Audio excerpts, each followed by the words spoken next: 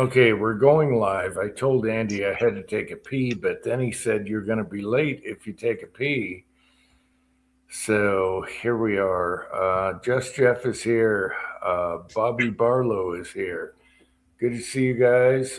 Most people are probably going to be celebrating the 4th of July right now, so I didn't even want at all. I Well, barely got out a Let Freedom Ring video just now, and I wasn't going to do a live chat, but then I thought, what the frick? Let's just do it. How you doing, Andy? we're doing good. Oh, and then I taped up our old flag, all tattered. Yeah, it's a cluster. So, Andy, did you go shooting? Hell no. No. Ah, Last week was cleaning lady. yeah, but Sundays is shooting time. Well, that's when she comes. I really want a CVA 44 Magnum single I'm shot. loving that gun. I'm loving it. Yeah, you got me wanting one of those damn things. And I have everything except for a single shot rifle in 44. So and yours shoots so good. So, all right. Chessboard is here.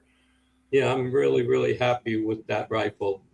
Uh, other than the first issue that I had wasn't the rifle, was the load. So, we're trying to use whatever H110 or whatever I used, and didn't use enough powder, so it really didn't go bang. Yeah. So, other than that, yeah, after a nice thorough cleaning of the barrel and everything that time, and when I went out next time, the sucker was right on, no issues. First bullet was an inch low. Second bullet was where it's supposed to be, and so were all the rest. So I can't Nice. complain. I really can't complain about that gun. I, Yeah, you make me want to get one of those because that's something I don't have in a rifle length. you know, I only have one. I only have one bullet mold for it, and it works flawlessly, whether it's lead or it's zinc. So I can't complain. Yeah, it's got the right twist and everything. The handy rifle never had the right twist, so I never got one. I have one in 357, which is great, but not the 44. It had issues with this. And yours, the CVA, you have the Hunter, right? No, that's the Scout Oh, okay, the Scout, even better. Okay. version 3. Well, the Scout's even cheaper, so there you go. Version 3 with stainless steel with the muzzle brake. Yeah. The muzzle brake's only available on the Scout in that particular setup. Okay, we have Rollis is here. I did see your video, Rollis, and the video I just did. I was trying to put shit in right, before the live chat. I wasn't even going to do the video because I didn't like it.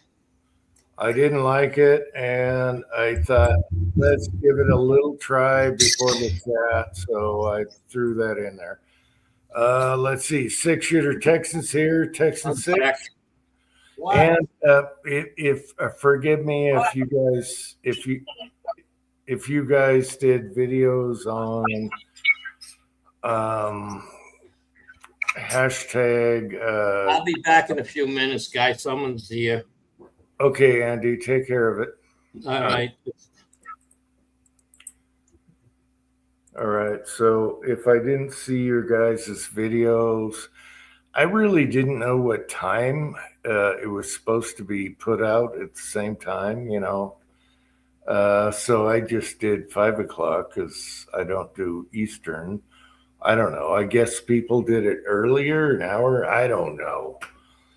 Anyway, it was all I could do just to do a video before, you know, before putting it out. So six shooter Texan probably did a video. I haven't caught up on you guys. This was improvised. I wasn't gonna even do a live chat and just watch videos. Chessboard is here. Hey, Chessboard. I did see Rellis's video when I was uploading my video, so there's one. I don't know. I thought, man, I wasn't going to do one this year. I've done it every year, but I thought it's 250. You got to do this. Go down in the reloading room and just throw some crap together and get a damn video out. So that's what I did right before this chat. All right. And a lot of people won't get it. There's a lot of little stuff in there people won't get. Probably have to watch it 3 times just to see all the what's going. I don't know. Anyway, Uncle Jim, did you get your ears lowered? Did I get my ears lowered? What? I don't know. I did get some replies saying, thank you for showing snow, because everyone that is hot, we're really hot right now. And yeah, the snow makes you feel cooler. So I threw in an old video for a background. Don't know when. Anyway, yeah. Oh, we got Rollis is here. Hey, buddy. How's it going, Rollis? Well, I'm trying to do about 3 different things at one time. I figured I'd jump on, and yeah, that was my evening. About 9 o'clock, I'm going to get on and blow some shit up. So yeah, this will be a short chat. That was yeah, that was my evening. Also, I'm just trying to get stuff done. Hobbies is here. Hey, Hobbies. Okay. I finally. Yeah, keep going. I've finally been corrupted by AI. So. Yeah. It sucked my soul in. So, but there was no way I would, like my thumbnail that I put up for the last. I did actually 2 videos today. There was no way I would have been. Hey, Pat. There was no way I would have been able to create something like that. I have the creative ability of a friggin' rock. So, and I wanted You're talking about your video today? Yeah, the beginning. I thought it was good. You threw everything together really nice. Yeah, I thought it was good. Yeah, but the thumbnail with the happy 250th anniversary and all that was done by AI. So really, yeah. So it like I said, I've been corrupted. Pat West Covina Dodge is here, and he enjoyed the snow. I always do plowing videos for him when it's 100 and something degrees to cool you off. It actually made me feel cooler doing a plowing video, so that was good. So Pat is here. Michael is here, and Hobos is here. Hobbies. All right. And happy Canadian Day to Hobbies for yesterday. So there we got transfer files. I want to make a couple real quick, but while I'm here, but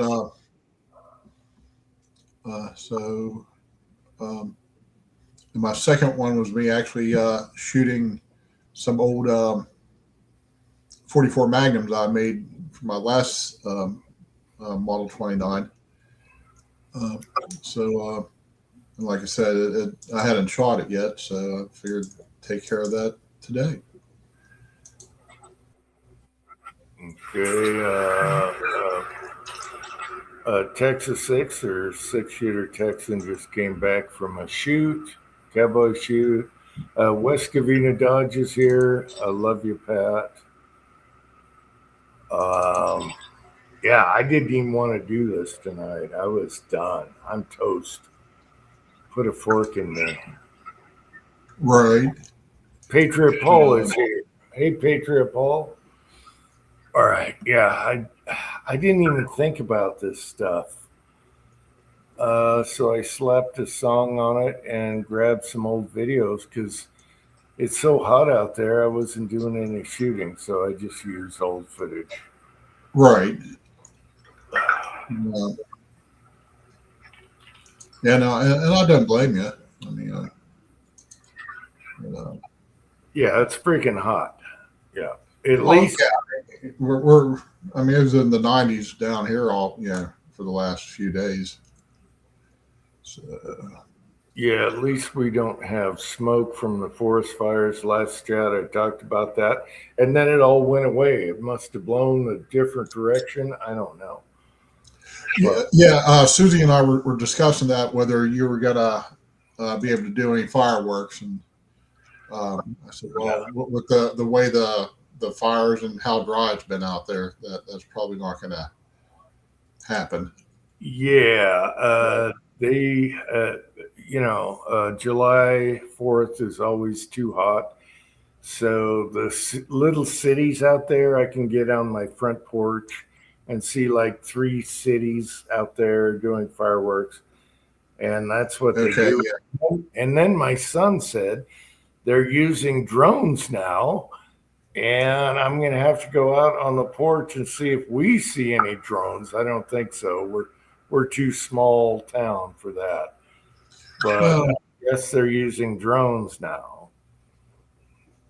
It might not be that. Yeah, I mean, it's not like the drones are very expensive nowadays. I mean, the expensive part is probably just the people doing the production. But as far as getting a bunch of drones and um,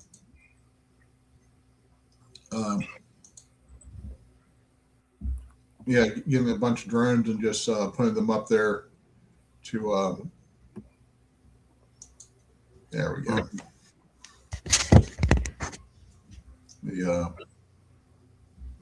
Yeah, I think drones are the next thing because I saw some really cool drone stuff. They had the eagle with sparks coming out of the wings. That was really cool. That was cool. So maybe drones are the next big thing. There you go, Pat. Please film it. 4570 blanks. Interesting. That's like a quarter stick of dynamite. Blanks. Interesting.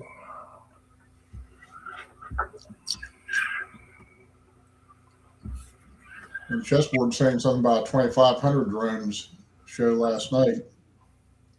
And, let's see. Gunswatter's here. Hey, Gunswatter. High winds. Yeah, our winds come down. That helped with the forest fires or whatever. I don't know. I don't know where all the smoke went after I talked and last chat was like, this is disgusting. I can't handle it. I hate this time of year. And then all the smoke went away. So I don't know what's going on there, but everything is free and clear here. But you got to be careful of what you shoot.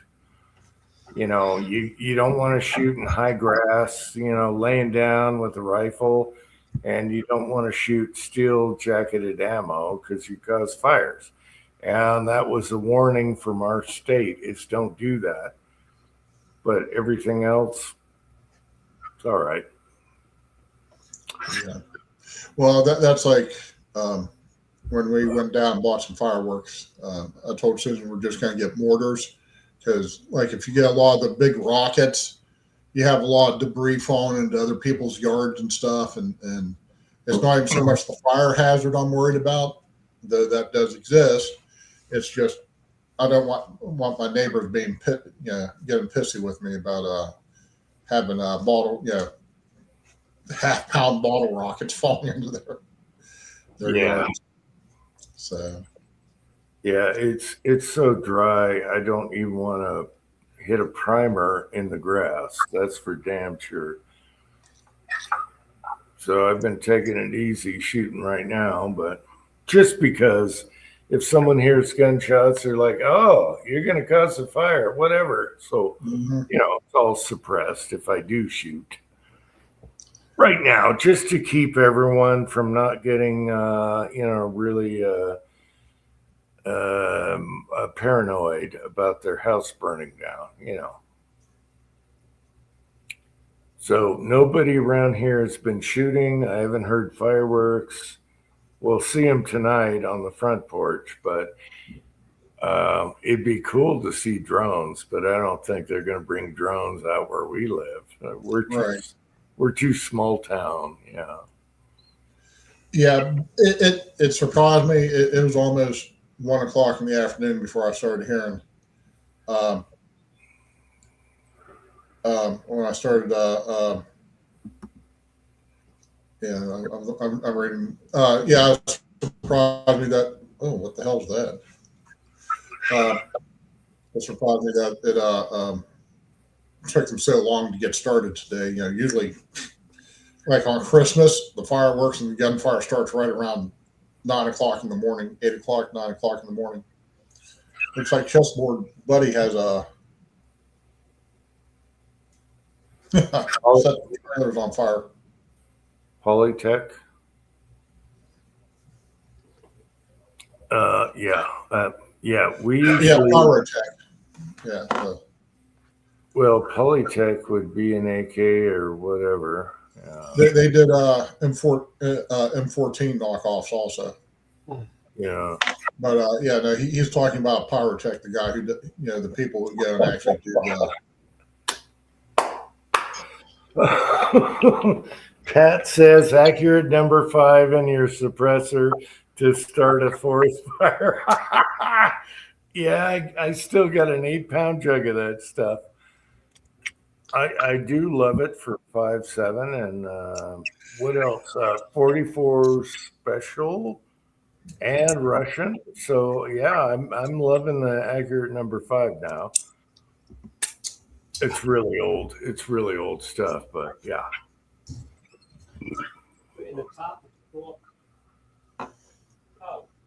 You say it's good for the 44 special? Yeah, and Russian, the shorter. Yeah. Yeah. I did some loads with that. Yep. I'm going to swap out the wood grips on that 29. Go ahead and go with the Goodyear or the Hogue Goodyear grip. They just fit my hand right. The Hogues fit you better than the other. Well, the factory one's just a little bit thin. It's just straight and narrow, whereas the Hogue has just that little bit of a palm swell in there. I'd like to get the big stock, the big wood, target grip, but I need one for the 41 mag and for the 29. So I just, I already had one Hogue gun, put that on the 20 or on the 40 on the model 57.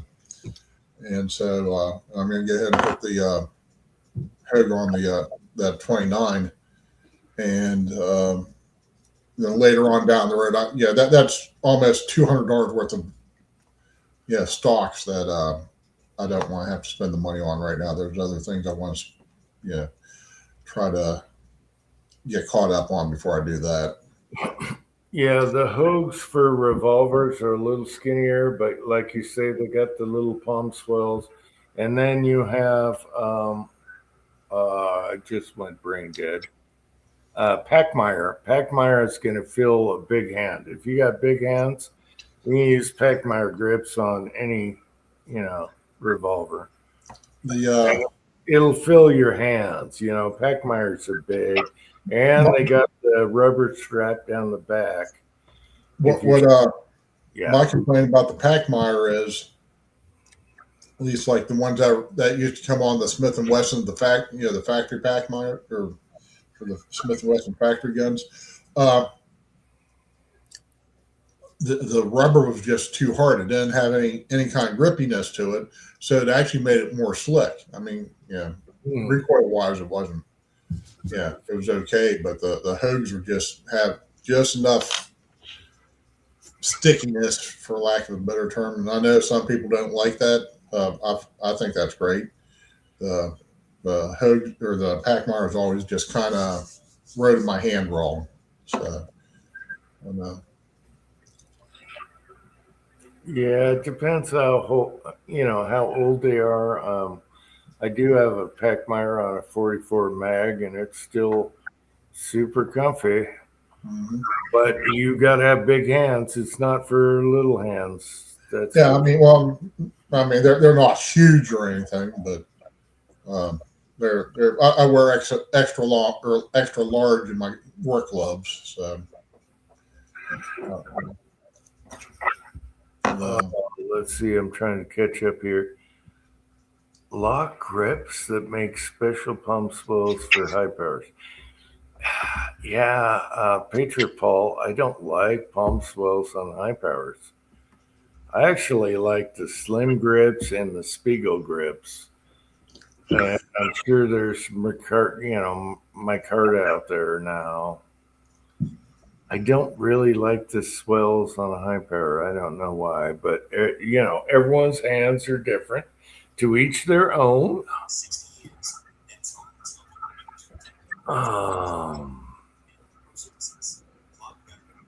Man, the side chat is cooking. We got 18 in here. A lot of lurkers. But you guys are just going crazy. I can't even quote y'all.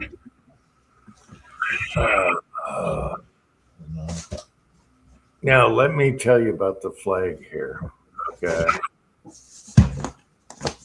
This is so bad. It's so bad. Miss Kitty is here. Hey, Miss Kitty. Vanessa Kitty. Hey, Vanessa.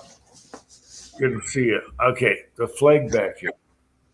This is our flag that goes on the flagpole, and we have lots of wind, and it got torn up at the tips. It got torn up, and I kept nagging my wife, go down and sew this thing and cross stitch it. Cross stitch it all the way around so it's super durable. It's a very high quality American made flag. Very high quality. So yesterday my son puts up the flag and I'm like, wait a minute. It's not torn up. What's up with the flag? It's not torn up. I find out later my wife wasn't in the mood to sew this flag behind me, which I love. And so my son, to take the heat off of my wife, just bought another flag and threw it up there. And he added some new pulleys that made it easier. He did all the, equipment and everything. We got a long flagpole, which can be a pain in the ass. Anyway, so without telling me, they bought a new flag instead of sewing this one. And I'm like, son of a bitch, you got the perfect sewing machine out there that can cross Z stitch it, everything. She wasn't in the mood. So my son, being a good boy, took the heat off of my wife, being a good boy. So there wasn't going to be an issue because every day I was saying, the 4th is coming. I want that flag up. So now the tattered flag is behind me for now. There's the story. And that's how you keep from getting divorced. You got a good son. He keeps everyone happy. All right. There you go. Hey, Scotsman. Scotsman is here. Oh, there he is. He even jumped on. Did he? Yeah, there he is. Anyway, that's the story behind the flag behind me. I love this flag. Really thick cloth flag, but our wind is so vicious, it'll start tearing up the edges. but she's got the perfect sewing machine for that. I mean, she could do like 8 stitches going down the sides Damn. at once, at one run. But no. So anyway, the boy kept us from getting into an argument, and I got to appreciate him for that. I love the boy. He keeps everything nice and steady around here. Because I had a thing about the flag, all right? I had a thing. It was every day nagging. Scotsman, how's it going, Scotsman? It's going okay, man. Not too bad. It was a rough couple weeks prior. This week's been a little bit better. Chiropractor worked me over real good. So it's been a little better this week. We're just trying to get things figured out, work through stuff, but doing okay. Glad to be here. Glad to be a part of this fantastic nation. Glad to be a part of what we represent, which is freedom. And for all the people out there, if you don't know, and I'll say you this because Jamie didn't know, and Jamie actually emailed me earlier. But it took one of my kindred blood brothers back in the day coming across the pond and preaching the good word to inspire some others to step up to the plate. So just bear in mind when you're celebrating that a Scotsman made sure you could fight for that. Well, okay, what is up with the timeline? With hashtag, what was with the timeline? Because I assumed it was 5 o'clock my time. And, no, it's always been 5 o'clock Eastern. It's been that way from the day it was instituted, which was back in 2017 or 2018. It's been that way ever since. All right, screw Eastern. I'm doing 5 o'clock anyway. Anyway, just so you know, and I threw that video together before this chat. There's there's Scottish in it, and that was the rape murder part, where Rob Roy, the movie, the girly guy, raped his wife, and I didn't want to show that in the video. I didn't want it too graphic. So I just showed when he comes up to her and punches her in the stomach. But yeah, this is what I was trying to emphasize. Freedom is just a shot away. Freedom is just a shot away. And if anyone knows history, George Washington got a bunch of crap for retreating all the time. They're like, George Washington's just a pussy. He keeps retreating.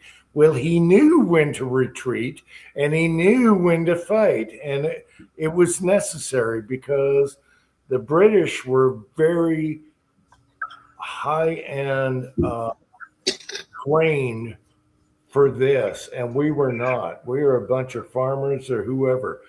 But right. No, they were very strategic. That's the thing of it. The British were super tactical trained to come over here and do this. And then they come across us and, we started doing guerrilla warfare and everything. But anyway, they were super high trained when they fought us. But we had heart, we had guts. And they gave George Washington so much crap for retreating all the time, but he knew when to retreat to save the small amount of people we had for the next fight. And then, boom, a poof.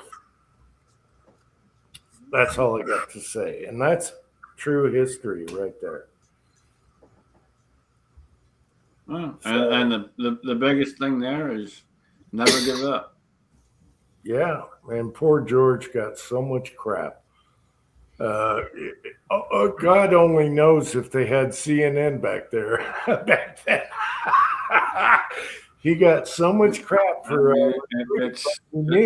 It's just like today. We cannot give up today. We're still fighting, and we have to fight. There's so much crap going on right now, and they're trying to oppress, and we have to fight back. Period. Yeah, take no shit. Grab your ball sack and get her done. Yes, and that's what those guys did back in the day. I mean, some of these guys were barefoot in the snow. They wore their shoes out. They wore their shoes out, retreating, and they're like, "Why are we wearing our shoes? Retreating and everything." I'll say this: when y'all fellas are ready to start painting your faces and start running up into the fields, let me know and I'll help you out. I will always paint my face. Savages paint their Let face. me know. I'll help you out, and we'll be running the field together, man. I'll help you out. I'll take care of you. Savages paint their face in blood. That's an old term. That's what they do. Anyway, there's a backstory on our history. It was a cluster, but we got her done because of guts and heart and balls. All right.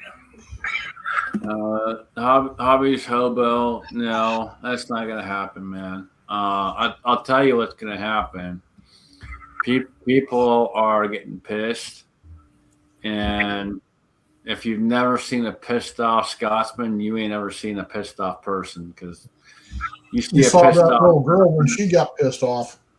It's something else. So just you wait and see. The whole fucking thing's gonna change over there, and it's gonna change quick. Jerry Parker is here. Hey Jerry, how's it going, buddy? They have no idea what the fuck they're in for. None. Yeah, that little Scots girl, she laid the law down.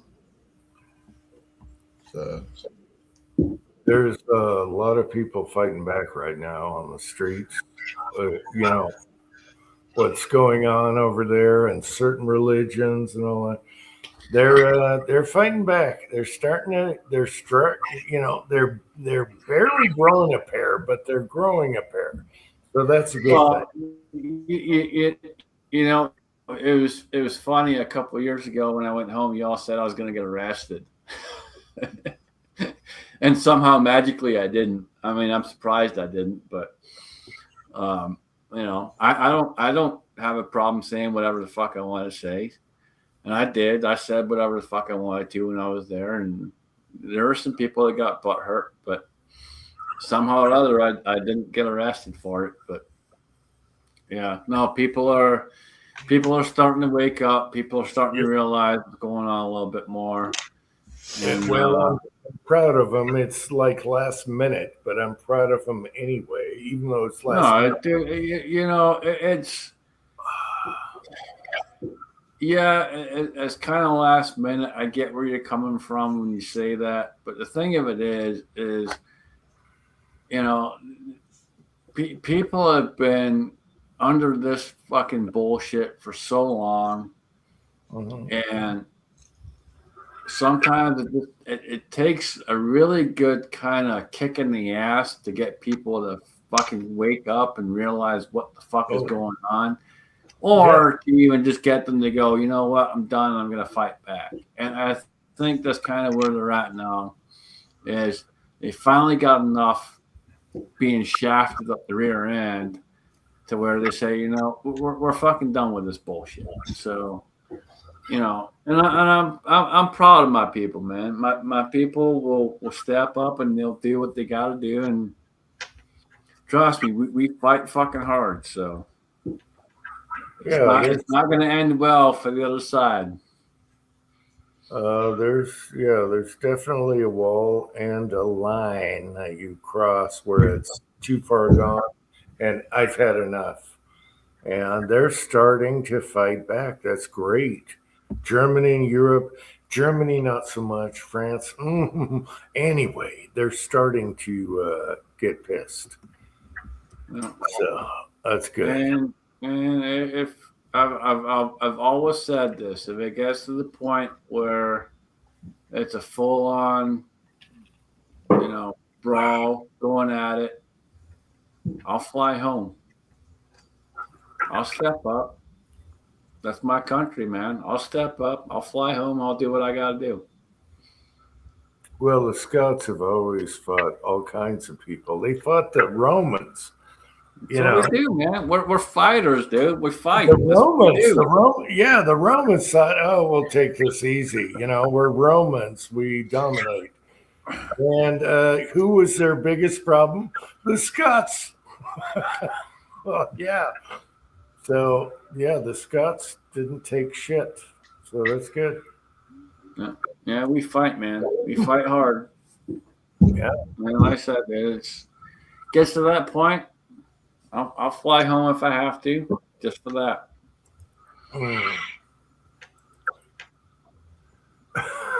What's going on here in the chat? Anyway, Yeah, they're starting to get pissed again. Their air conditioner's taken away too. Chessboard, we ain't fighting for no air conditioner. We ain't ever had a fucking air conditioner. Get the fuck out of here.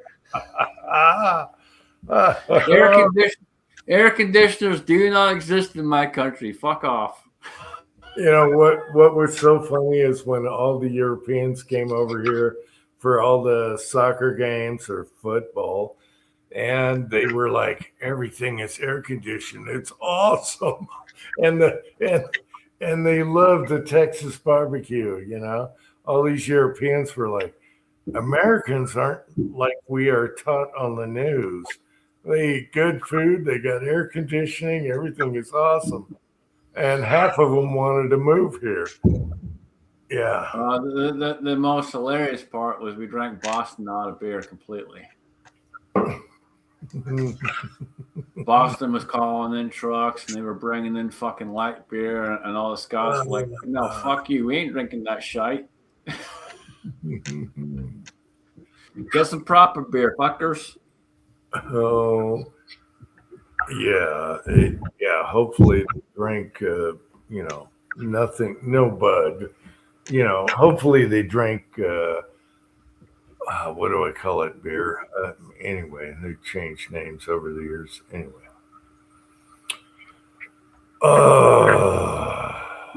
Chessboard, I bet they were fighting to get AC. We don't know what AC is, dude. So when we experienced it, I guarantee they were probably fighting for it. Yeah, I saw a lot of videos. I never knew what it was till I came here.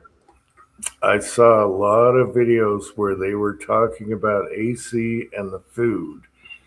And they were like, oh my God, why don't we have this in our country? Yeah. Yeah, AC is not a thing back home. Well, Scotland is mostly moist anyway, so I mean, what do you have?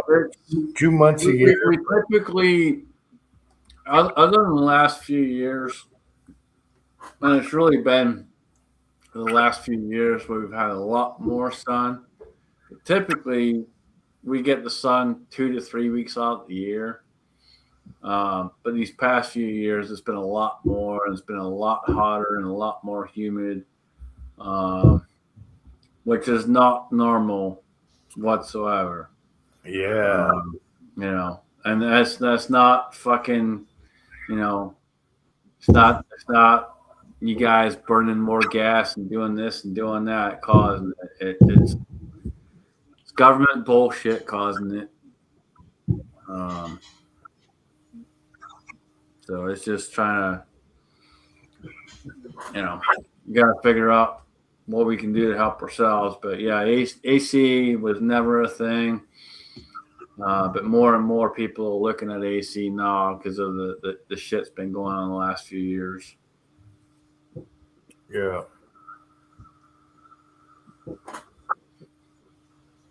I'm loving it right now. AC for sure. But yeah, the climate change is always going to happen naturally without humans, and we didn't get a lot of snow this year. You know, so I'm hoping we get snow next year.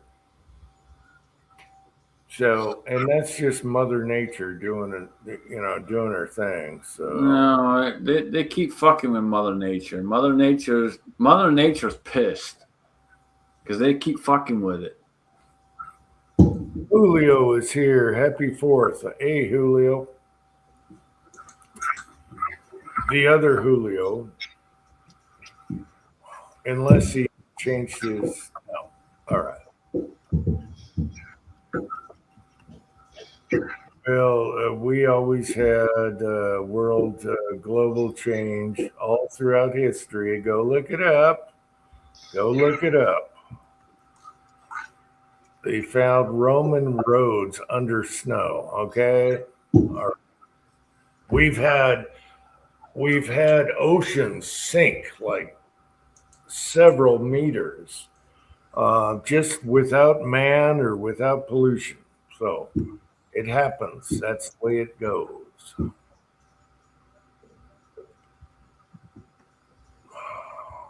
They're finding buildings under the water in the ocean back when, it was lower. That's just the way it is. Hey, Bud, how you doing, Bud? You're okay. He's doing. All right. I want more snow in winter. That's all I got to say. Fuck snow. Oh, I love snow. Shit, the video I just put out, I was like, son of a bitch, where I had that much snow 2 years ago. Yeah. I want that snow back. I want the pack. I want the water. Yeah, fuck snow. No, I love snow. We got our independence in the snow. What are you talking about? People don't know how to fucking drive and they fucking cause problems. I fucking hate snow because people don't know what the fuck they're doing. That's because of states that don't know how to drive in the snow. Dude, they've lived here their entire lives and they still don't know how to fucking drive in it. I'm sick and tired of it. Yeah, around here, people know how to drive in the snow. It's not a big deal. If you go towards the city, that's another issue. Then they don't know how to drive in it. They go too fast. They hit the brakes, all that. Yeah, I get it. No, But I'm out in the country and these fuckers still don't know how to fucking drive in it. It's fucking annoying. They've lived there their entire fucking lives and still can't fucking drive in it. Yeah, that would bother me. Yeah. You freeze. I remember the first year I came to Ohio. I pulled into Columbus, and it was 1:45 in the morning, 2:00 in the morning, somewhere in there. And I was coming around the bend off the exit ramp, and it was backed up. It was backed up because people don't know how to drive in the fucking snow. And people were sliding all over the fucking place. And it wasn't even that bad. It was probably like maybe 3 inches at most. And they were fucking sliding all over the goddamn place. Don't know how to fucking drive in it. And it took me probably another hour just to get past all these fuckers to get to the hotel. The other Julio, not our Julio, is saying, "Are you guys old style Tucker?" No, not at all. Oh, trucker. All right. No. I thought it was Tucker. What the hell? All right. Sorry about that. You have to start wearing your glasses. I know. They're on the bench. So I ordered some new things for my Ruger PC. I got, I don't know what I want to get here right. Who is this now? From Macabo, I got the trigger, the flat trigger, and no ripples or spikes or anything. And they're inside the recoil pad for the buffer. And then from the other company, which is a Tandem, I got the recoil spring coming. So some updates to the Ruger. Well, that's cool. I know you like that. Well, I didn't want to really spend money on it. It works just fine, but I decided that recoil buffer pad, the one that's in there, is just like a piece of hard plastic. So it's got a lot of rounds through it. It could be getting flattened. So I ordered the pushing type one, the new trigger, and the recoil spring. So that all should be here by the end of the week. So I guess I'll get to put that in. And onward and upward with the Rossi. I've been reading and reading and reading. I can't tell you how much reading I've done on it. And that Rossi 92 with the 1 in 30 twist. Everybody's talking about the reloading of it, that you can't load like, subsonic stuff or whatever, like loads, 800, 900 feet per second stuff. The gun just doesn't like it. So I've been up to about 1,400 feet per second with that 170 grain zinc. That's like whatever, 113 grains in zinc. And I can't get it to group. So now I've got some hot loads done with H110 for testing. And the same with the other 2 bullets I have for the 125 grain round nose, and then the 150 grain, 158 grain, whatever it is, round nose semi-watt cutting, button nose, whatever you want to call it. So I got some test loads in the higher velocities loaded up, because that gun's pissing me off. I'm even taking the type 3 watt cutters, which shoot pretty good at low velocity, and I'm loading up them harder to see if I get an improvement in the accuracy. So we'll see where that goes the next time I get out. Okay, let's do an update here. Old One Guy is here. Jag is here. GG is here. And Barnaby is here. I hope I covered you all. All right. Good to see you guys. We got 24 on here. On the 4th, when everyone should be outside barbecuing and blowing off a bunch of fireworks. All right. Yeah, the neighbors are taking care of that. David is here. Okay. Neighbors have been blowing shit up for the last 2 weeks. Only 2 weeks? Yeah, last 2 weeks, consistently between 6 and 7 o'clock every day for the last 2 weeks. Oh no, mine starts at around 9:30 and goes to about 10:30 when you're trying to sleep. All right. Good to see you guys in the side chat. 27? Are you kidding me on a? You guys should be outside blowing off fireworks. What are you doing? I didn't even want to do this because I thought, oh, come on, It's too hot outside. Yeah. My neighbor's got a barbecue going on, and you're always invited. I said, yeah, I know, but you know what? Fran has a heart issue, and there's no way I'm letting her sit out there on 95 degrees with the humidity that's out there. No, it's not. Today is actually not bad. The last 4 days were horrible. but today has not been too bad. It was pretty hot earlier today. But it started cooling off here probably 3 hours ago, 4 hours ago. It started cooling off a little bit. It's not been too bad. Yeah, we're supposed to get some storms through here tonight, Vanessa. You're going to get it too. Yeah, it's supposed to be coming. They were talking about it. We had some yesterday. I lost power for about 2.5 hours yesterday. Are you guys talking rain? Because I would love rain. Yeah, we're about Yeah, to. we had some thunderstorms yesterday, and they're supposed to be coming in again today. Oh, I'd love me some rain right now so bad. It's 8:30. The clouds are. Yeah, matter of fact, Vanessa's getting rain now. Got to be getting rain now. And around 9:30 here, it's going to be thunderstorms heavy and stuff. Between 9:15 and 9:30, they'll arrive. So, but Vanessa's getting wet right now, according to this. I'm having a hard time catching up with everyone on the side here.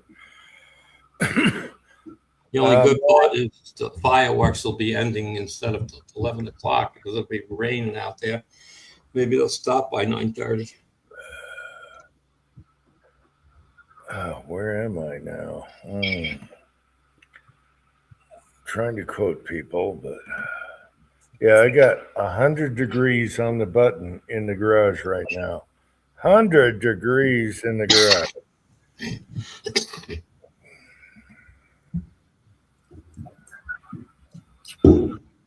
Hobbies is freezing us. Are you crazy? I would love to freeze my ass off. That's what suits are for. I hate saying this, but it's cool here now. A nice breezy 80 degrees. That's still fucking hot, but it's a lot cooler than it's been. It was a lot hotter than that the last few days. Last few days we were fucking 105, 110. You know, we got to about 99 to 103. That was where we were ranging.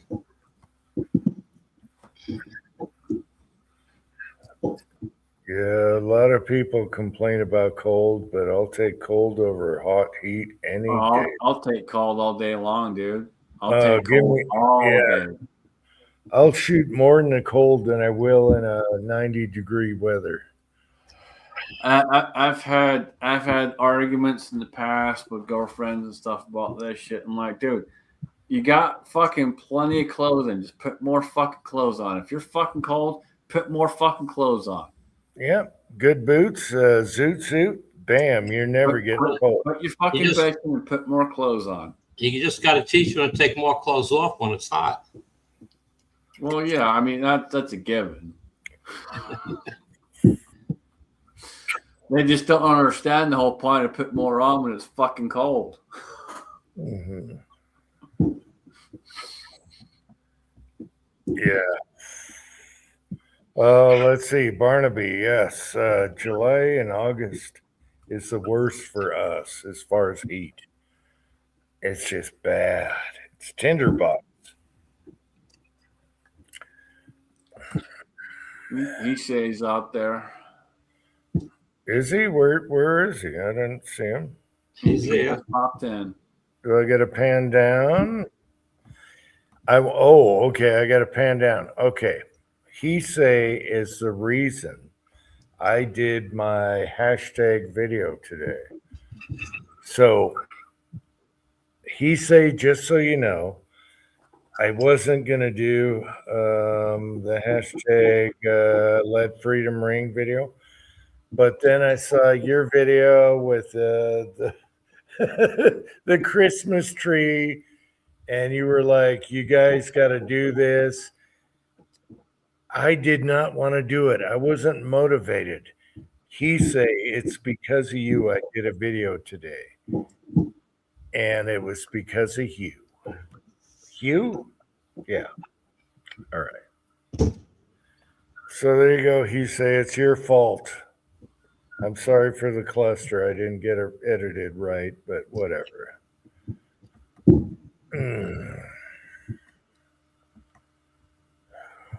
You were my motivation speaker. Like, what's his name? The comedian that was fat that died. Oh yeah, you were my motivation speaker. Anyway, I have no video to make a video with. So yep. He say it's your fault that I put out that shit. It's your fault. But I'm glad I did it because you motivated me. I need motivation. I'm too damn old. I need a stick. I need someone to hit me with a whatever. I'll drive out there. I'll smack you. Yes, Chris Farley. Thank you, Gigi. Chris Farley, motivation speaker. Yes, that was he say today. That was he say today. Otherwise, I would have never done it. I would have never done it. You should have done it for 250 regardless. I know. And that's what made me feel guilty because of 250. So I had to do it. I've always done it, I think, every year. But 250, I wasn't motivated. I didn't want to do it. I just wanted to go lay down and screw Dude, all it was hot as fucking balls here. And I'm like, I really don't want to fucking go outside, but I'm like, I need to. I got to. There's no way I can't. There's no way I cannot do this. I have to fucking go outside. Yeah, I got the air conditioner in the bedroom, and all I wanted to do was just lay down in the bedroom with the air conditioner and my cats, which are cooling off at the same time. And that's all I wanted to do. But he say made me do it. Hickory. Yes, hickory. Well, I'm glad you went out there and did it, man. It's a necessary thing. Yeah, I know. I got the timeline wrong though. I mean, you're an old drunk fuck. We don't really pay attention to that. Well, I thought it was 5 o'clock my time, and then No, it's always been 5 o'clock Eastern. Only fucking time zone that matters. That's 3 o'clock then. That's wrong. No. Anyway, I'll get with the program eventually. Yeah, we'll get you squared away. Hey, it's all right if I'm late, whatever. Dude, all I care about is you make a video. I don't care if you're late. I just want to see the video. As long as you make one, that's all I give a shit about. You're a little late about it, whatever. I was in the reloading room and I said, well, I got till 5 o'clock. So I got a little time to edit. And it turns out it was 3 o'clock. So I was screwed because I started at 3. So I was toast. Yeah. It's all good, dude. I would rather you made one than didn't make one and you were late. I'm okay with that. Maybe I should say hashtag fag screwed up on the time. I don't know. All right. Hey, just you made one. That's all that matters, brother. Oh. I want to see drones tonight, but our little town won't have drones. They can't afford drones. Oh, the fireworks will be going off here shortly. They're going to be blowing shit up across the street like crazy.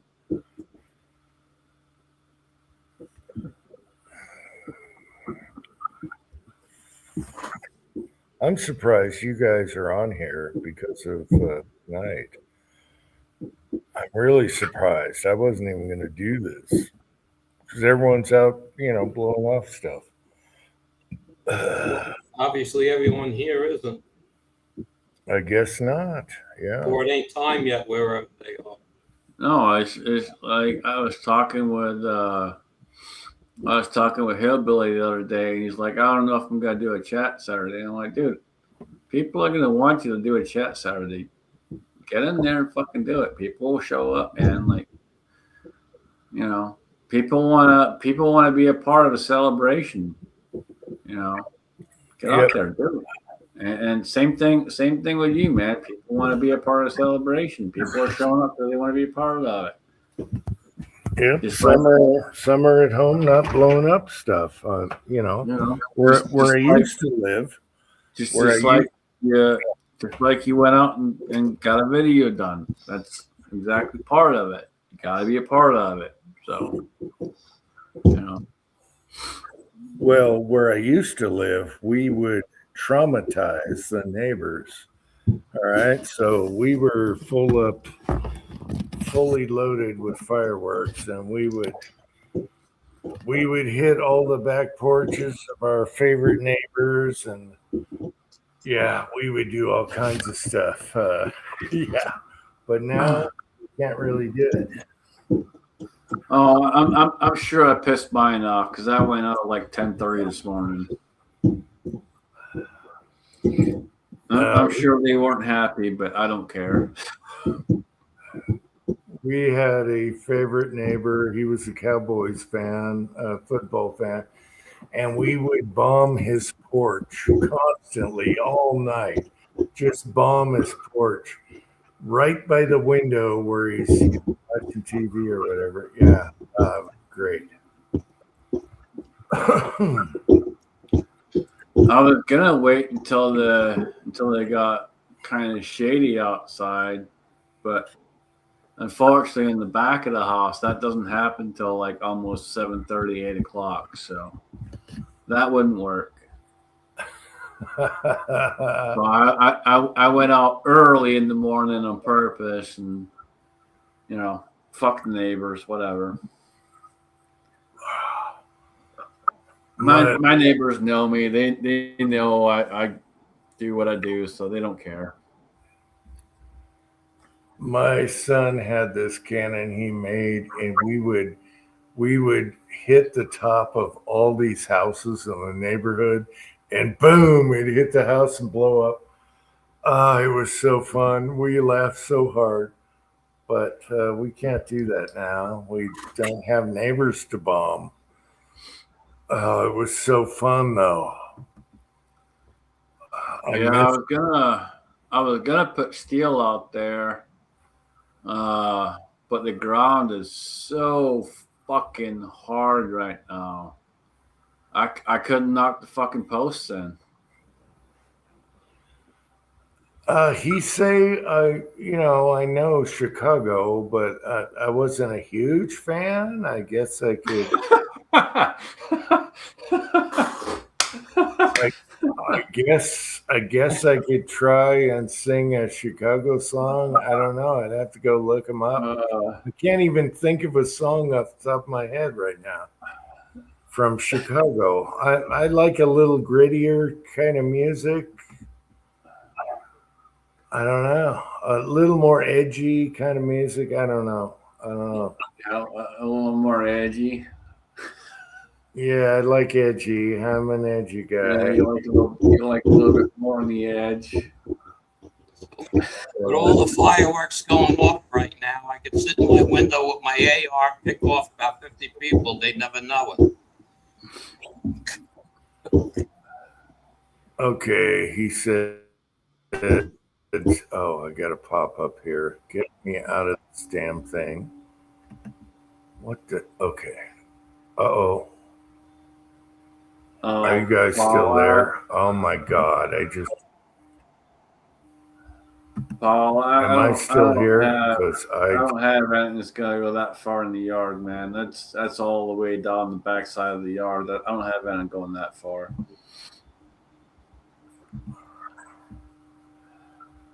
Holy crap! I got a pop up.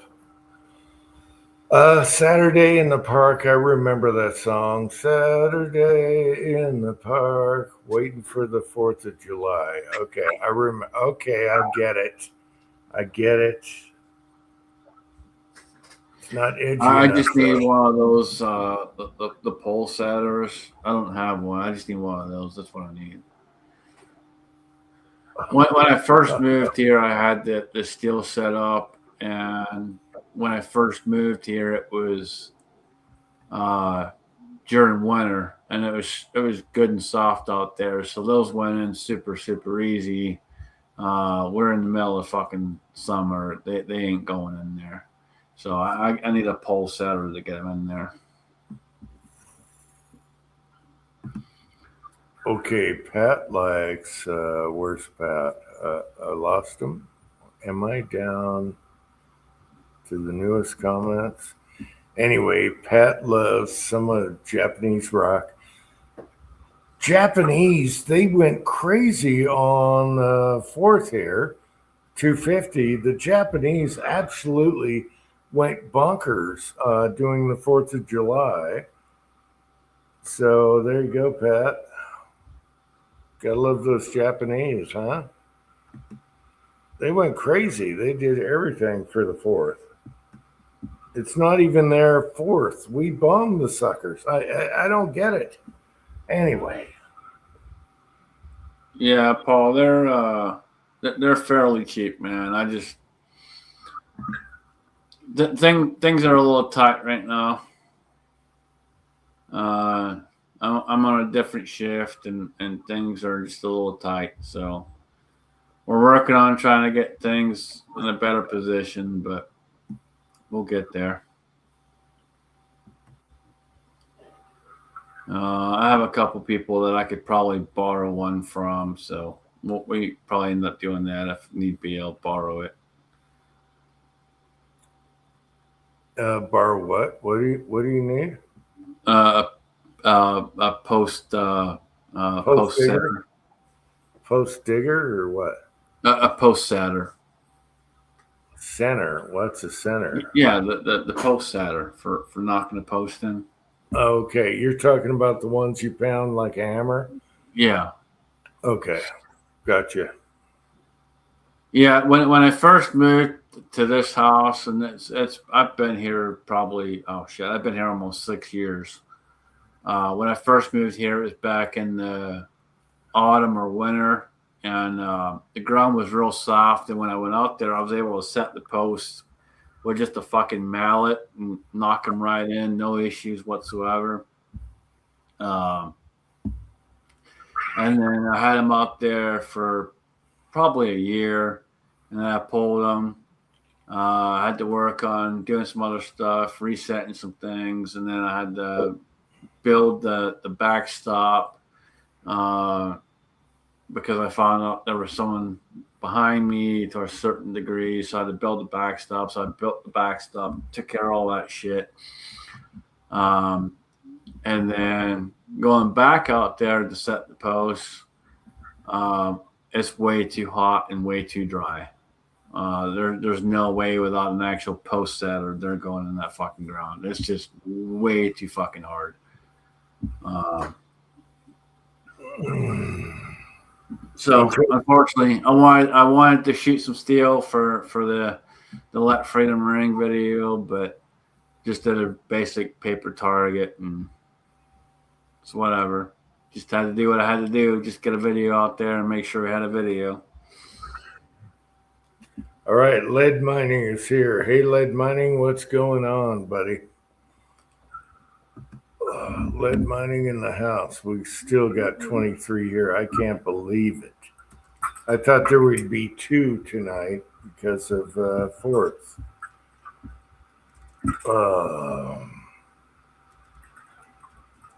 Tractor Supply has a 6-foot scaffold for 80. Scaffold?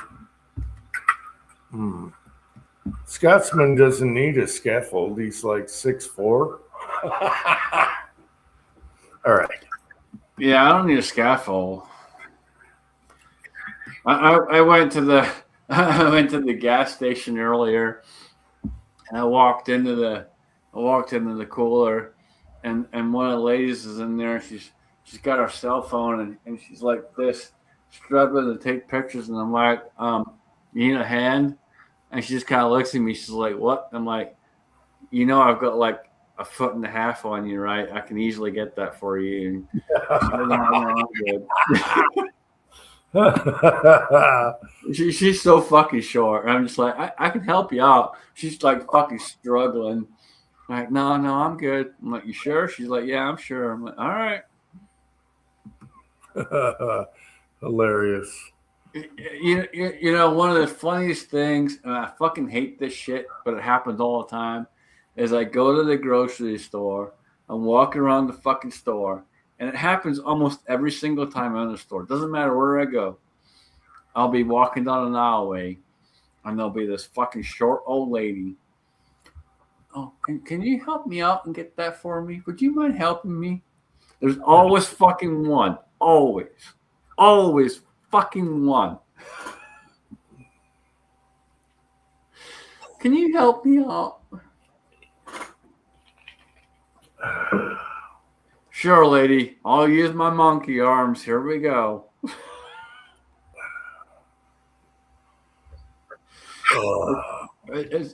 I don't mind helping people, but it's fucking annoying.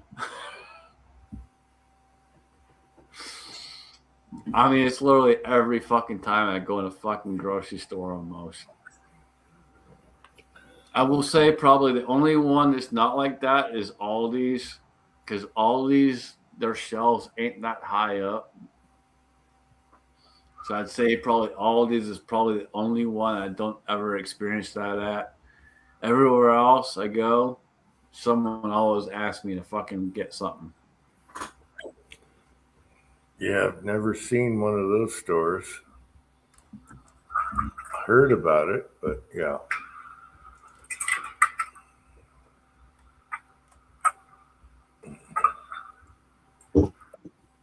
Andy, how tall are you? 5'10", 5'11"? 5'6" on a good day.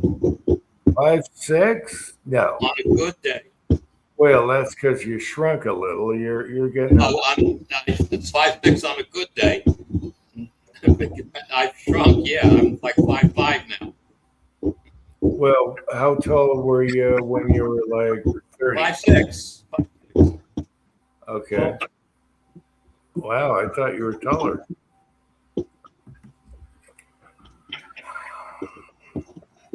You hear the fireworks?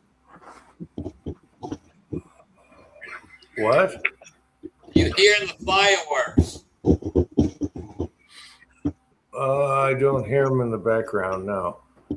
Talking about my microphone. You're not picking it up? No. Well, that's weird. I hear something popping. If I leave the door open, you hear the TV, but the fireworks are right here, and it's like, right in my car, and you don't hear them. Okay. That's why the mic muted. Yeah, no, I hear something popping on your microphone.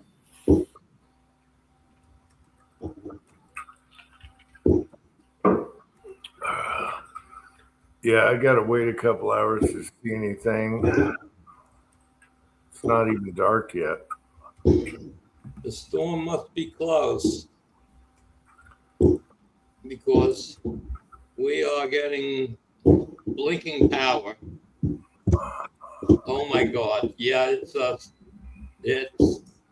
they'll be stopping the fireworks shortly because it's lightning like crazy. Really? Yeah, we're getting killed here. You get rain with that or no? Oh yeah. Oh, good. Yeah.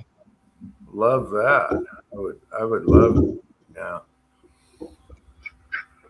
There's thunderstorm warning in effect. I'm looking at the weather map. It's like right here. Oh man, I want rain so bad.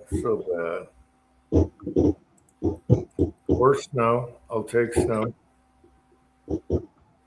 We're going to get two batches. One will be leaving by around 10:30, and the next batch comes in at about 11:30. Wow. Bring it our way. Vanessa's getting clobbered. Really? Well, I'm looking at the map, the weather map. And it's like,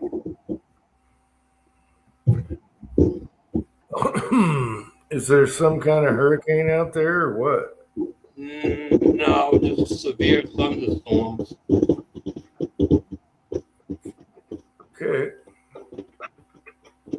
I cannot believe you don't hear it at all with this microphone.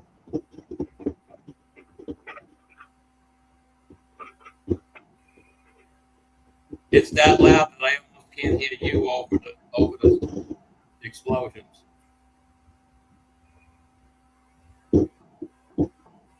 Huh.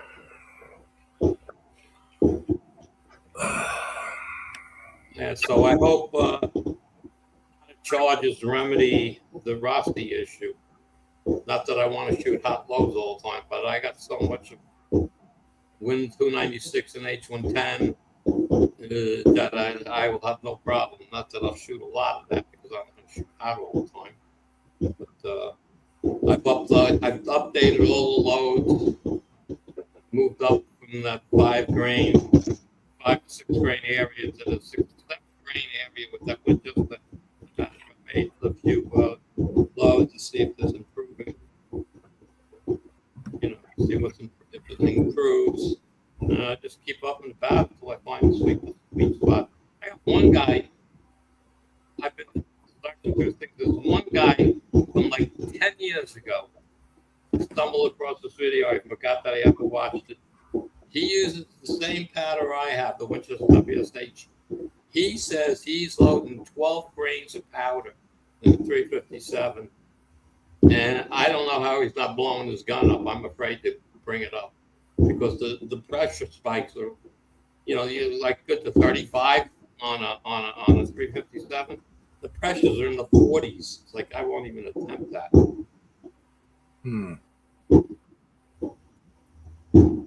I don't know. He has a video up that he was shooting, but he wasn't shooting.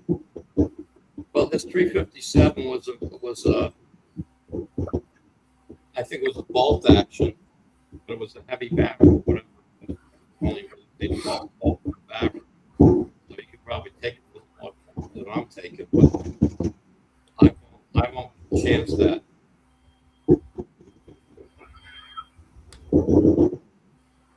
I think it's 7.5 grains is 35,800. PSI, whatever the hell number is. Okay, so it's like above. This guy's shooting like 3 grains above that. I can't believe that.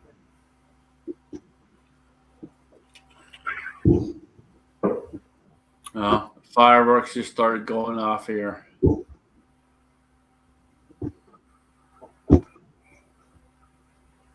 Yeah, I'm just surprised these people are still out there. The ground, I can see the ground is wet. It's raining that hard for the train in here, but Oh, I can guarantee you my neighbors don't care, man. They're redneck as hell.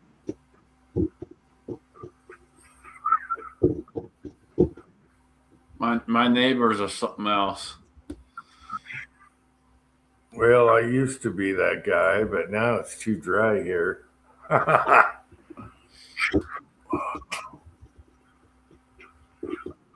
don't know. Ever since I was like 6 years old, it was 4th of July was the biggest thing ever. So we blew up the neighborhood. Everyone did. Now I can't do it because of fires.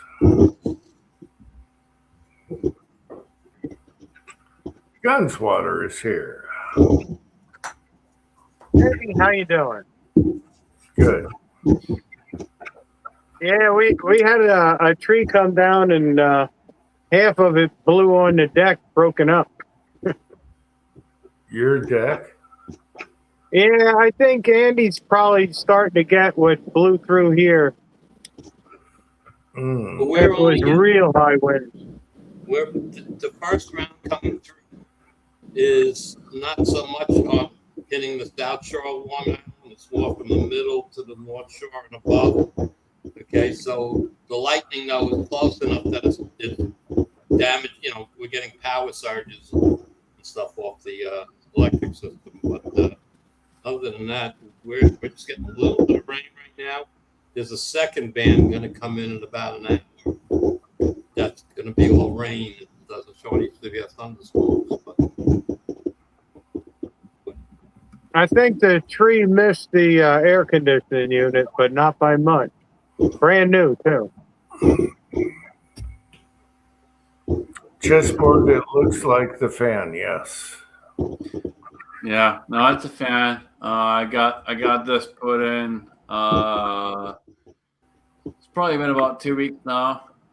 I bought this probably 3 months ago, and it's probably 2 weeks ago the landlord came out and helped me put it up. And the only reason I had to wait for the landlord is because the wiring on this particular room is so fucked up. It's not even funny. It's literally when you open up what's underneath that shit, it's literally nothing but fucking wires just covered in black tape. And so it's just a whole fucking mess up there. And so I wanted him to be out here just to make sure shit was set a certain way and right and not fucked up and all the rest of it. Because something happens, I don't want it to be on me. So I wanted him to be out here, and I had to wait till he could come out here. And so that was a couple weeks ago. He came out here and helped me put it in. But it wasn't a huge deal. But it's just, you know, this is a very, very old house. The wiring is a disaster. So some outlets and lights and shit are really jacked up. This was the worst one. This one, by far, is the worst one. You still got knob and tube wiring? Yeah, and literally, I shit you not when I say it was like a fist. I mean, a fistful of fucking wiring, just a conglomerate of bullshit. And literally the size of a fucking fist. And none of it even matters to what you need. None of it. You'd be It's just all surprised what extra. people did over the years. It's just extra shit that was sitting there. But again, I just wanted to be cautious and careful and all the rest of it because I don't own the place. So, you know, have him come out, make sure everything's the way it's supposed to be and all the rest of it. That way I'm covered because I can install anything, but I want to make sure I'm covered because I don't want to be paying any bullshit if something happens and shit lights on fire and all the other shit, you know? Yeah. Certified. Yeah. So at least if he's here and he helps me and something happens, it's on his ass, not mine. Just so you don't burn up. You know, I've got my insurance for all that shit I need. I just don't need to have the extra bullshit if something happens. So We have two of those fans in the living room, and I always wondered, what if one of those fell down on my head? You know, So, if they weren't bolted down. I don't have to worry about this one. I don't have to worry about the one in the reloading room, which is the next room over. Mhm. The one in the bedroom, I have to have on low because if you put it on anything else, it fucking just does this. Mm. And I don't trust it. Yeah, it's got, I don't trust it one fucking bit, and I don't want to be sleeping and that fucking shit just fall down and hit me in the middle of the fucking night.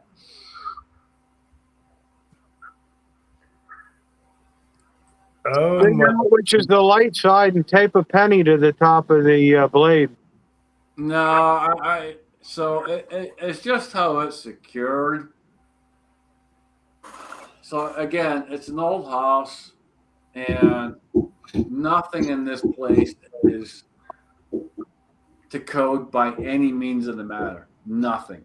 I mean, nothing. I mean, just these shelves behind me, I'm surprised they're even still on the fucking wall. Because some of them are just literally hanging on by fucking screws, and there's nothing behind it. Nothing. I mean, it's insane.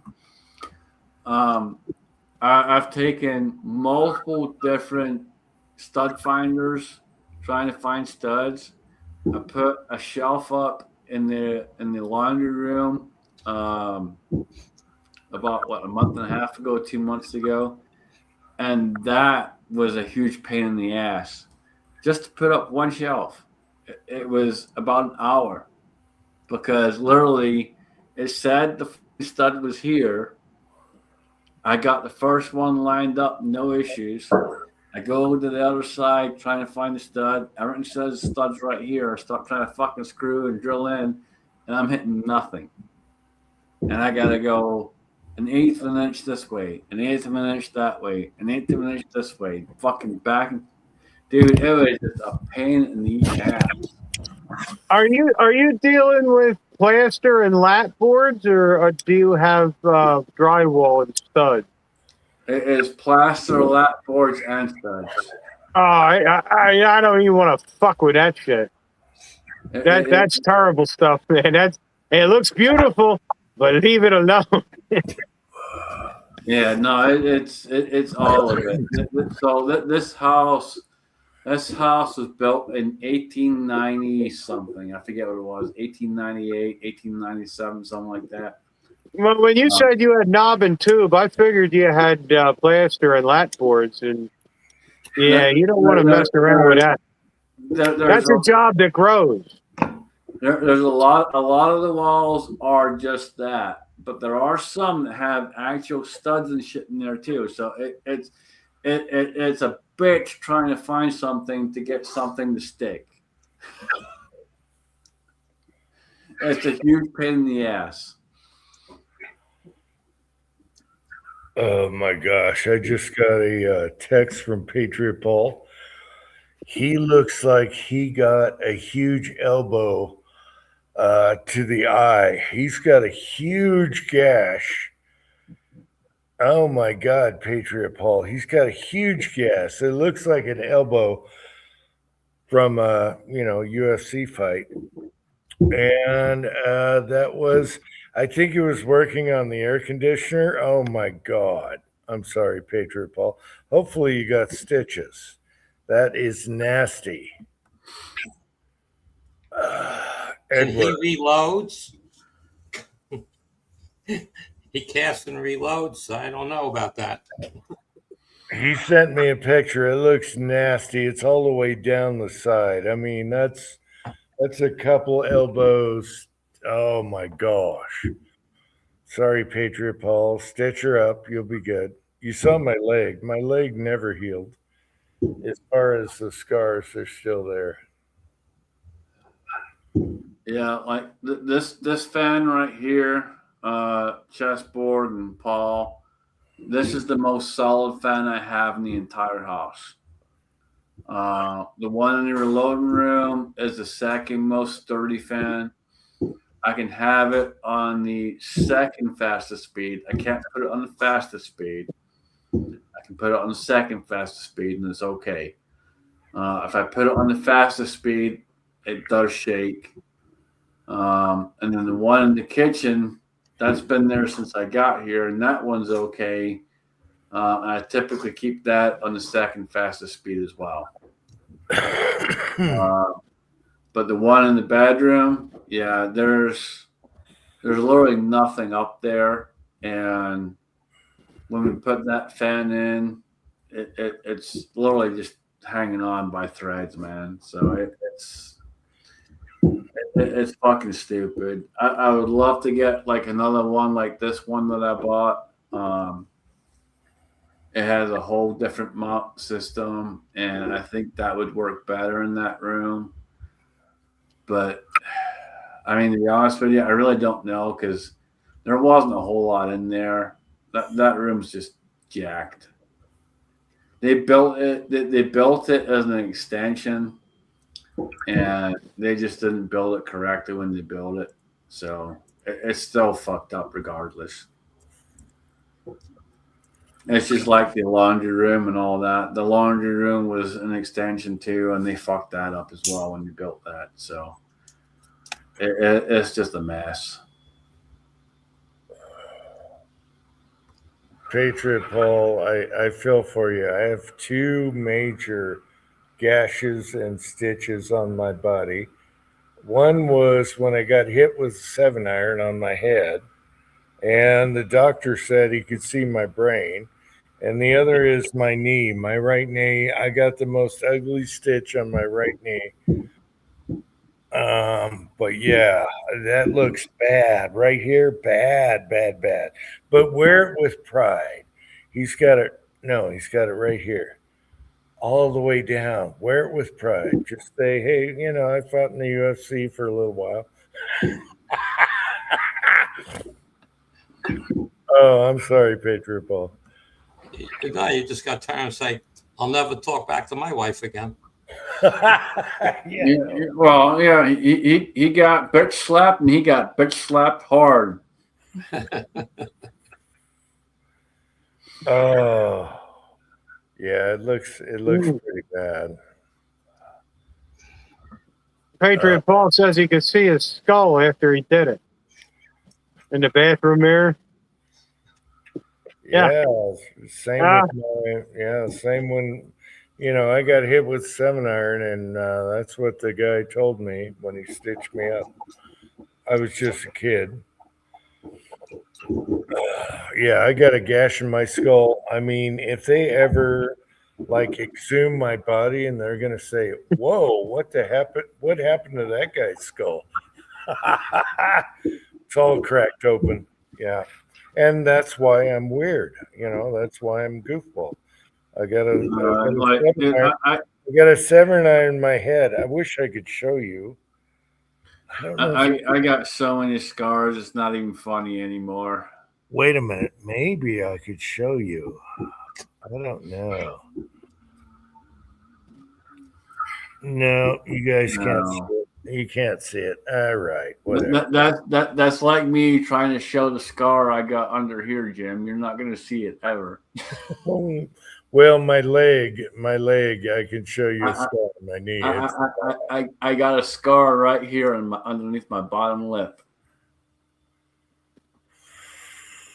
And that's where my top teeth went through my bottom lip, where my dad threw me down the stairs when I was a baby. Yeah. Oh, geez. He threw you? What? He threw you? I apparently, and I found this out when I was older. Apparently, I was crying and I wouldn't stop crying, and he threw me down the stairs to try and stop me from crying. That was his solution. He hugged you down the stairs? What the frick? That's crazy. Yeah, so I literally have a scar. I mean, you'll never see it, obviously, but I got a scar right underneath here where my top teeth went right through my bottom lip. That's just freaking crazy. That's no, and he denied it for years and years and years and years, and just like, you know, when I was growing up, he denied that he stole stuff from me, taking money, tolls, all kinds of shit. Like he was just a fucking prick, man. Like I've never considered him my father whatsoever in any shape or form. He was just a fucking prick. No, that's freaking child abuse right there. You know, I learned a lot of stuff over the years between him, my uncle, and all the rest of it, but none of them were anything that would even be considered close to a fucking parent. None. I learned everything from Mick on the farm. When I grew up, I learned from Mick on the farm. Mick was the guy that taught me everything I know, taught me how to be a man, made me a man. And, you know, I owe all to him, dude. And that's all there is to it. If it wasn't for him, I'd be in a way different position than I am now. Well, it's all about being a survivor. Some of us are survivors from. And Paul says it right there. Scots are some tough, mean bastards. Yeah, we are. And you know what? Mick taught me to be a tough, mean bastard. Again, if it wasn't for Mick, it would have been a whole different scenario. But Mick was the guy that stepped up and took me under his wing and taught me how to be a man. So that's off to him, and I'll always respect that, man. Always. It's all about being a survivor. Makes you tougher, though. You know, it makes you tough. So there you go. No, that's it, man. And, you know, I'm a tough son of a bitch. People think, you know, okay. So people look at me. You know, I'm not like huge. You know, I'm skinny. Whatever. I used to be a lot bigger than I am now, but with various different issues, health issues over the years, I lost a lot of weight, lost a lot of muscle and shit. But I'm still a tough son of a bitch regardless. I can take a lot of fucking pain. Doesn't matter what it is. I can take it. So I'm used to it, dealt with it, been there, done that. And yeah, it don't matter what it is. I'll deal with it. You know, just like this back issue. This back issue's been going on for the last couple of years now, and it's a lot better than it was, but it's still there, and you know, fighting through it, doing what I got to do. But yeah, you know, just keep pushing, man. Just keep pushing. Yep. Mama didn't raise no fucking pussy. Yeah, there's so many out there with internet now and TikTok and all these. They're all a bunch of pussies. I'm sorry. They can't handle nothing. My mama didn't raise no fucking pussy. There's so many pussies out there now.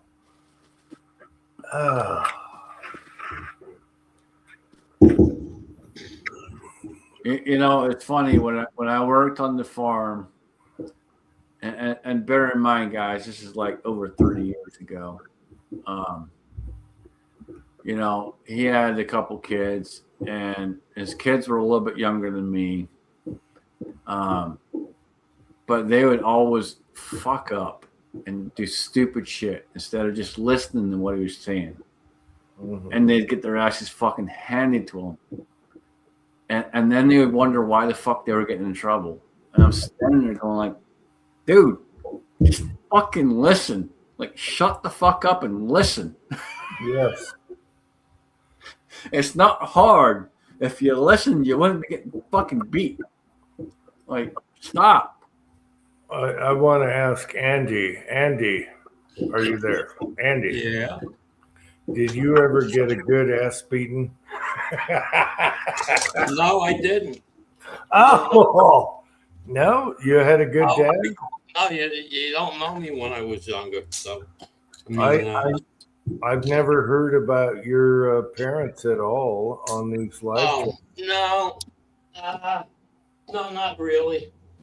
My mother once hit me with a metal spatula and I laughed at her. And she was like, what? And I said, what? I laughed. What? All right. So your mama hit you with the spatula. I have that in a video on a Christmas video. Okay. But your dad was a good dude?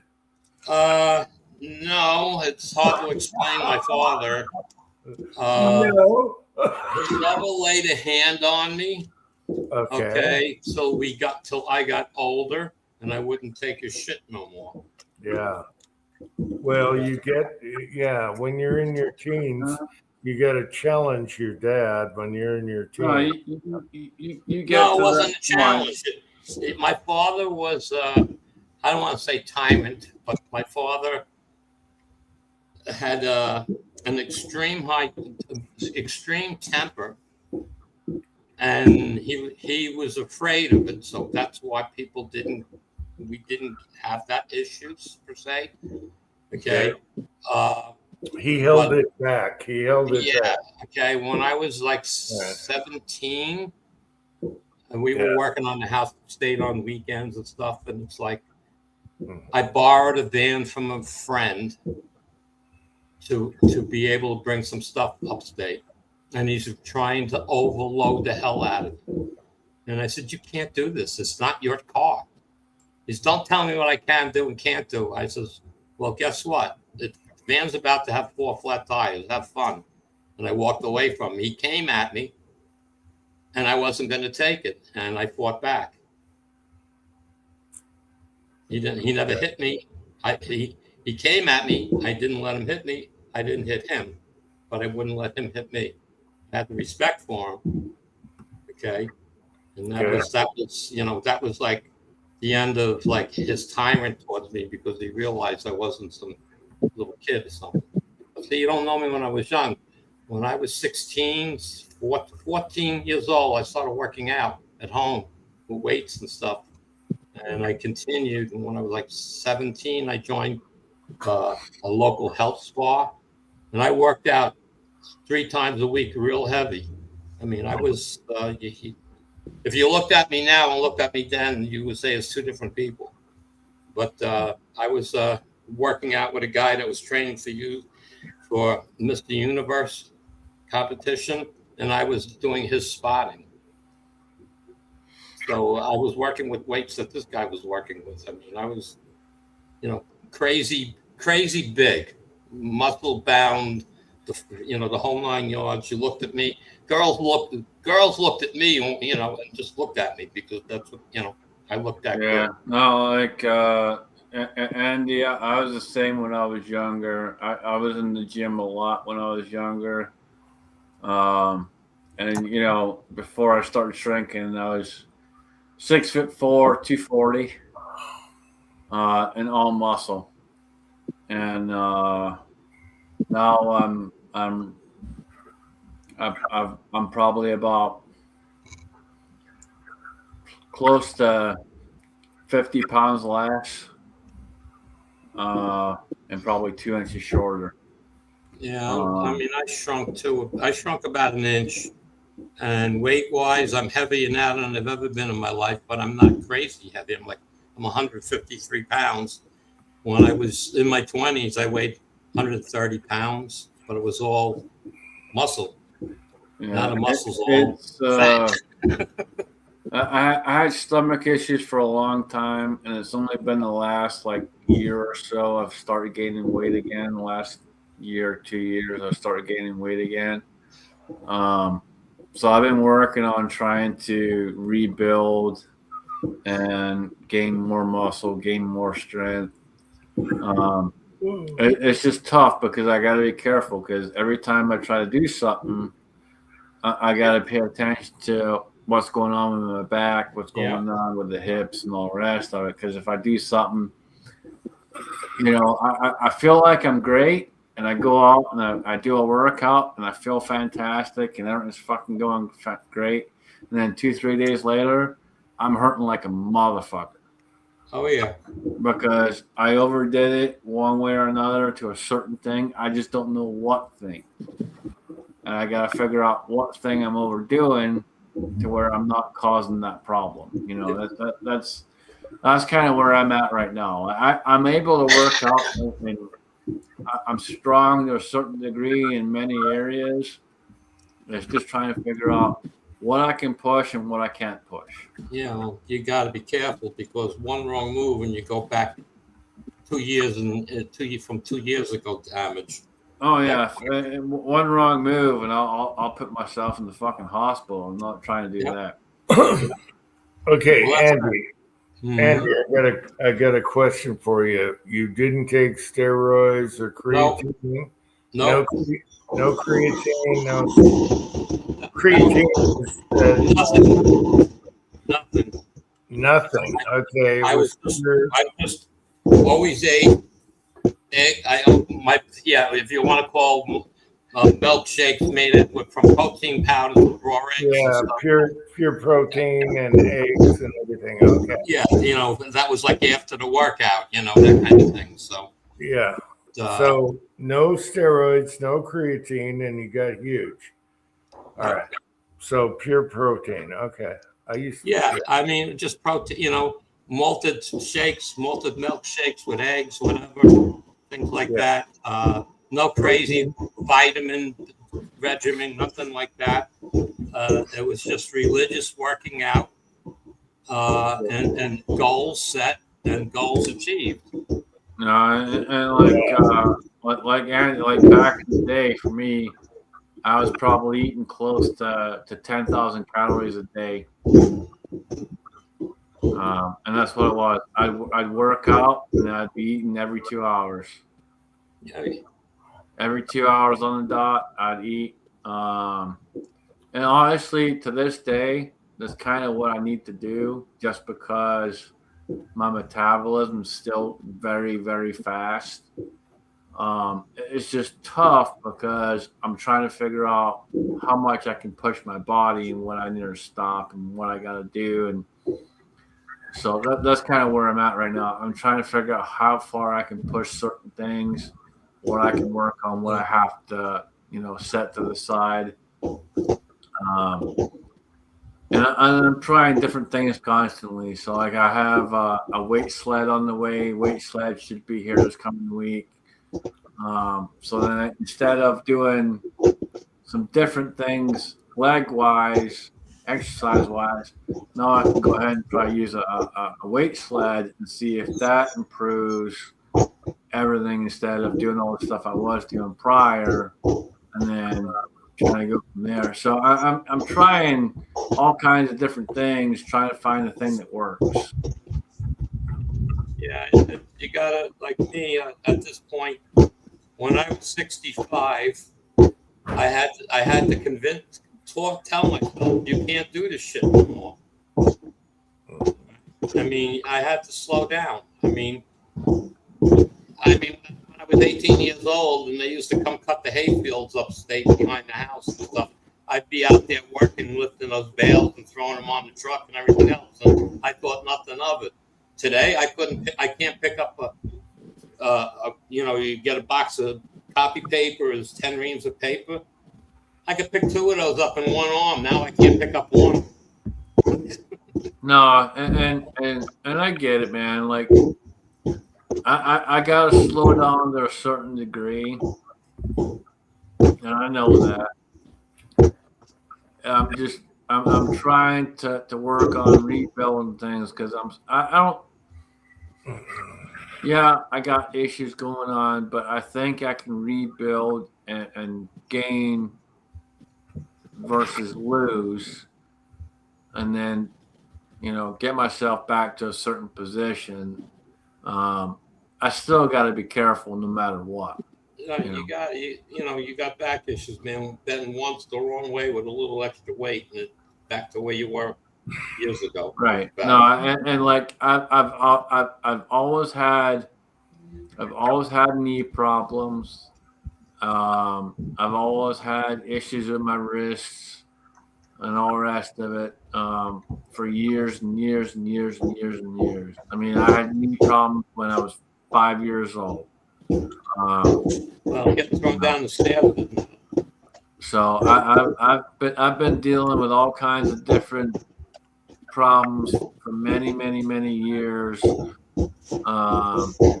As far as bones and all the rest of it goes. So I get it, and I know when I have to stop, and I know when I can push it.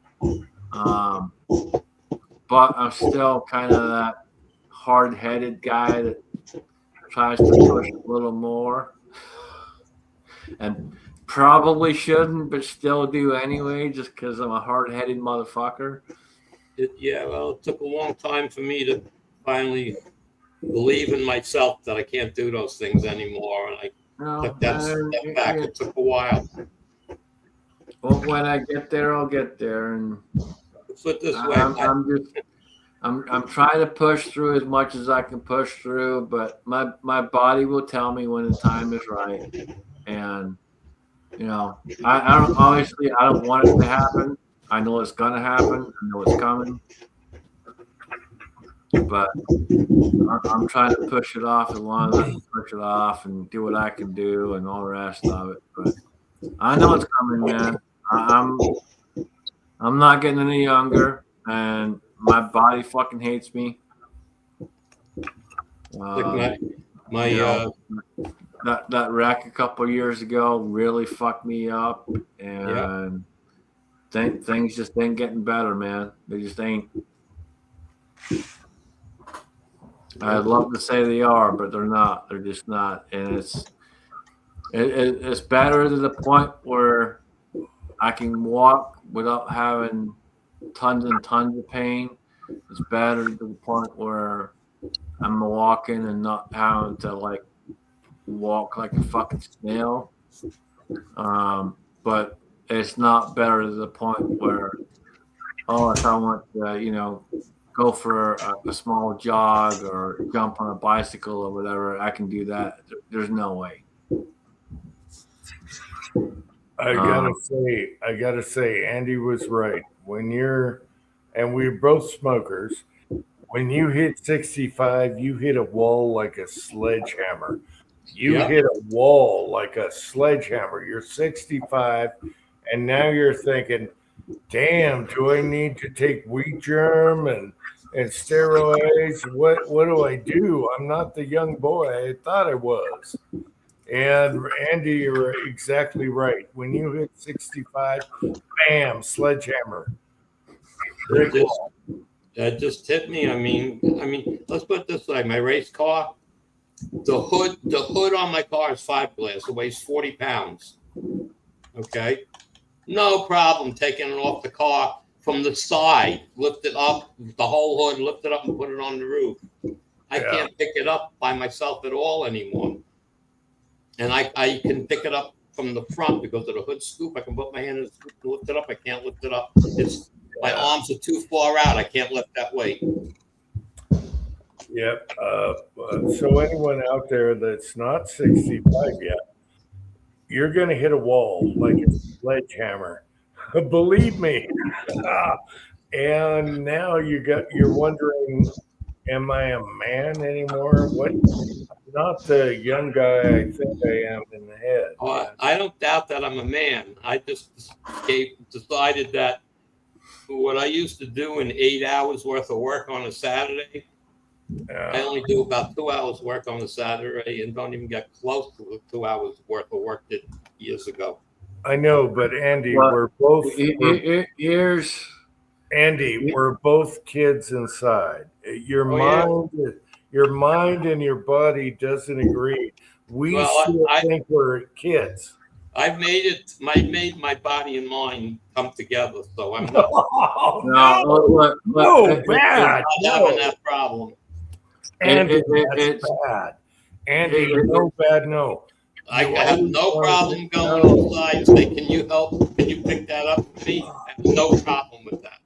Andy, and nobody has a problem helping me at work. Nobody has a problem when something's happening. It's pretty simple at this point. I'm to the point where, just like Andy, if I gotta ask someone else to fucking pick something else up, I'm asking someone else to pick it up. I don't care. Like, I'm sorry, but I'm the first one I've been in the same company 40 years, and I was always the first one in to get them done. Okay, and they people have said, you kind of take care of everything.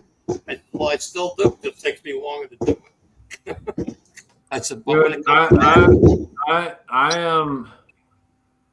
I have literally gone above and beyond for this company, left, right, and fucking center since I started. And obviously it wasn't worth it. We all know that. But, I'm a hard worker at heart. That's just how I was raised. Like I said, Mick was the guy that raised me. And, He taught me to be a hard worker, and that's what I do. So it doesn't matter what the job is. If I don't like it, whatever, I do what I got to do and do the fucking job, right? Yeah. And the job sucks, but sometimes, you know, there are times where, you know, something happens and shit falls on the floor, or something needs to be adjusted and it's down low. I'm asking someone else because I ain't getting down there, dude. I'm not fucking doing it. I'm fucking sore. I'm hurting. I ain't doing that shit. I'm not. Even when I was working in the machine shop, it's been quite a few years. I did a lot of the rough cutting for the parts on the big bandsaw. I'm lifting these big 8-foot long pieces of aluminum, half to 3/4 inch thick, 8 inches wide, and you're lifting that stuff up and putting it on the saw, the electric saw to cut it, and it's like it wasn't a problem. And then as I got 5 more years or so, 8 years into the machine shop, I was having trouble lifting the stuff, and I said, guys, I have no problem cutting it, but you gotta put the shit in the saw. Yeah, no, dude, I'm the kind of guy that if I can do it, I want to do it. But like I said, some of these jobs at this point, some stuff, it just gets to the point where I just stand there and go, dude, I'm sorry, man, I'm just not able to get down there. Like, Yeah. What do you guys got to do it? I'm just not doing it. I'm not. Well, my biggest problem was the metal comes in and it's stacked on the floor, and I have to lift it about 4 feet in the air to put it on the rollers for the saw. And that was where my problem was. So for a while, I would grab a piece on one end, pick it up, drag it across on the floor, bring it up to the roller so that end that was resting on the roller, go down to the other end and lift it up and push it on. That was how I was getting around, not having to lift the whole thing up, in my 2 hands to put it on the saw. So I worked around it, and then there was a point where this guys, I just can't do this. No, and like this new job that I'm doing, Andy, it's called deep draw ironing. So you're basically taking a flat piece of steel and you push it through a bunch of dies and form it into a part. And then it goes back into goes back to where it's getting dunked in various tanks, right? To get basically what I would say is called what's the best word for it?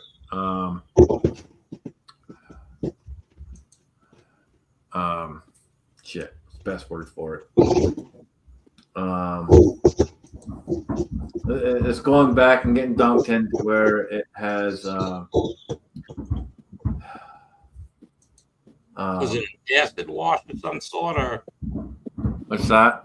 Was it an acid wash or so it goes through an acid wash, and then it has another chemical added to it before it goes back through another set of dyes, and that helps it go through the dyes without causing problems. Right. Okay. It's a coating. It's a coating that gets put on of it. Right. Yeah, exactly. I know. I mean, I don't know what it's called, but I know about it. Yeah. Right. I forget what it's called off the top of my head. But yeah, it has another coating put on. It goes through those dyes, pushes through those dyes, and makes it to whatever size we need it to be. And then it gets picked up and goes down to another line. They cut it, trim it, and do what needs to be done to make it the final tank. That right there is probably my hardest job that I have. Yeah. Between the two different presses, you're constantly doing that shit, man. You're leaning over, picking that shit up, fucking going from one to the other, that shit fucking kills me, man. There you go. Just Jeff had a drawing lube. Okay, I didn't. Yeah. Drawing lube. That's probably the best way to say it. Like drawing lube. It's it's a pain in the ass, man. That shit kills me, dude. I went to this job because it's supposed to be something easier, and they threw me on these presses, and these presses just fucking kill me, dude. Just fucking kills me. Yeah, I didn't work on any presses or cutting machines like that. It was strictly milling machines and lathe, all CNC stuff. And, Yeah, no, I have other machines I work on. Once all that shit's done, then I'm working on other machines, CNC, milling, welding, and all the rest of it. But yeah, we got to get through the pressing part first before we move to anything else. Yeah. Hey, we used to work on some pretty big hunks of metal, this actual steel that there was most of us couldn't lift the piece up onto the machine to get it into the vices and stuff. So it was always like a 2-man job. But I worked at night alone. Okay, everybody went home at 4. I started at 3. And the worst part was that there were 5 guys running 6 machines. At night, I was one guy running 5 machines. Oh yeah, no. Some of these tanks are fucking heavy, dude. They're heavy. I mean, just the blanks alone are fucking heavy. Yeah, that's what I'm saying. The blanks. I mean, when my place, the owner was on the cheap side, so instead of having the stuff cut before it arrived, we had to cut it there. So you know yourself. Even if you take a 6-inch square block of steel that's 8 foot long, that's no light puppy. Oh yeah, no, the shit's ridiculous, dude. And people don't get it. Like I've tried to explain it to my boss, and he don't get it, dude. He just doesn't get it.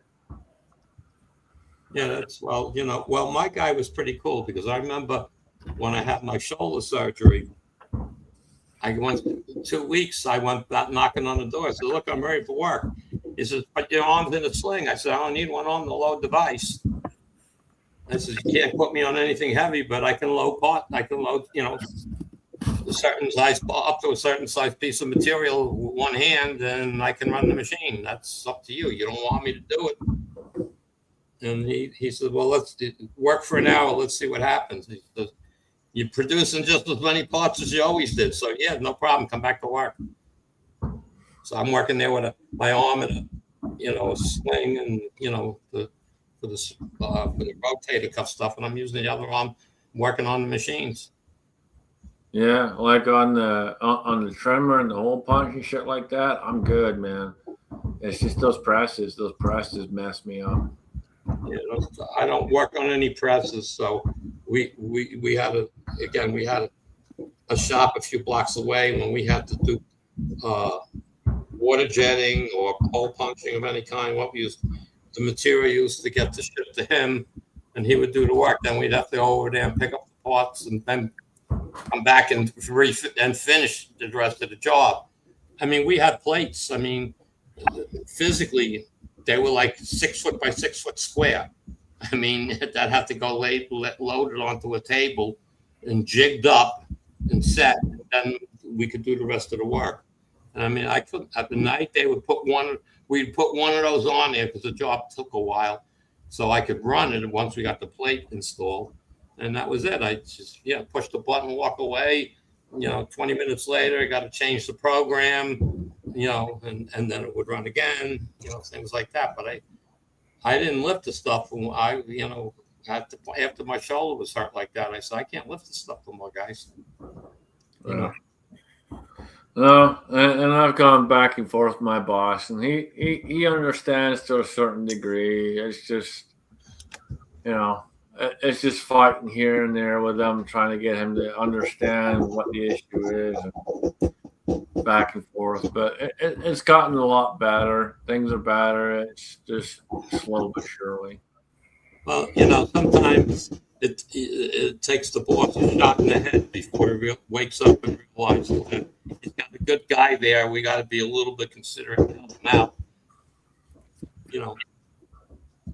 Well, and like I've told him in the past, I'm like, if I'm doing a bad job, just fucking tell me I'm doing a bad job. But you know, everyone's happy with the job I'm doing, so you know, like I said, if I'm doing a bad job, say so. But I don't think I am because no one's complaining about it. So, but yeah, no, it's just fighting back and forth a little bit with him.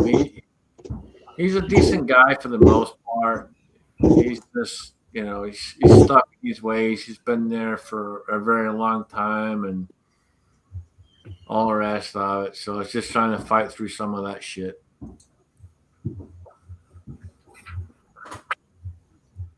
It is what it is.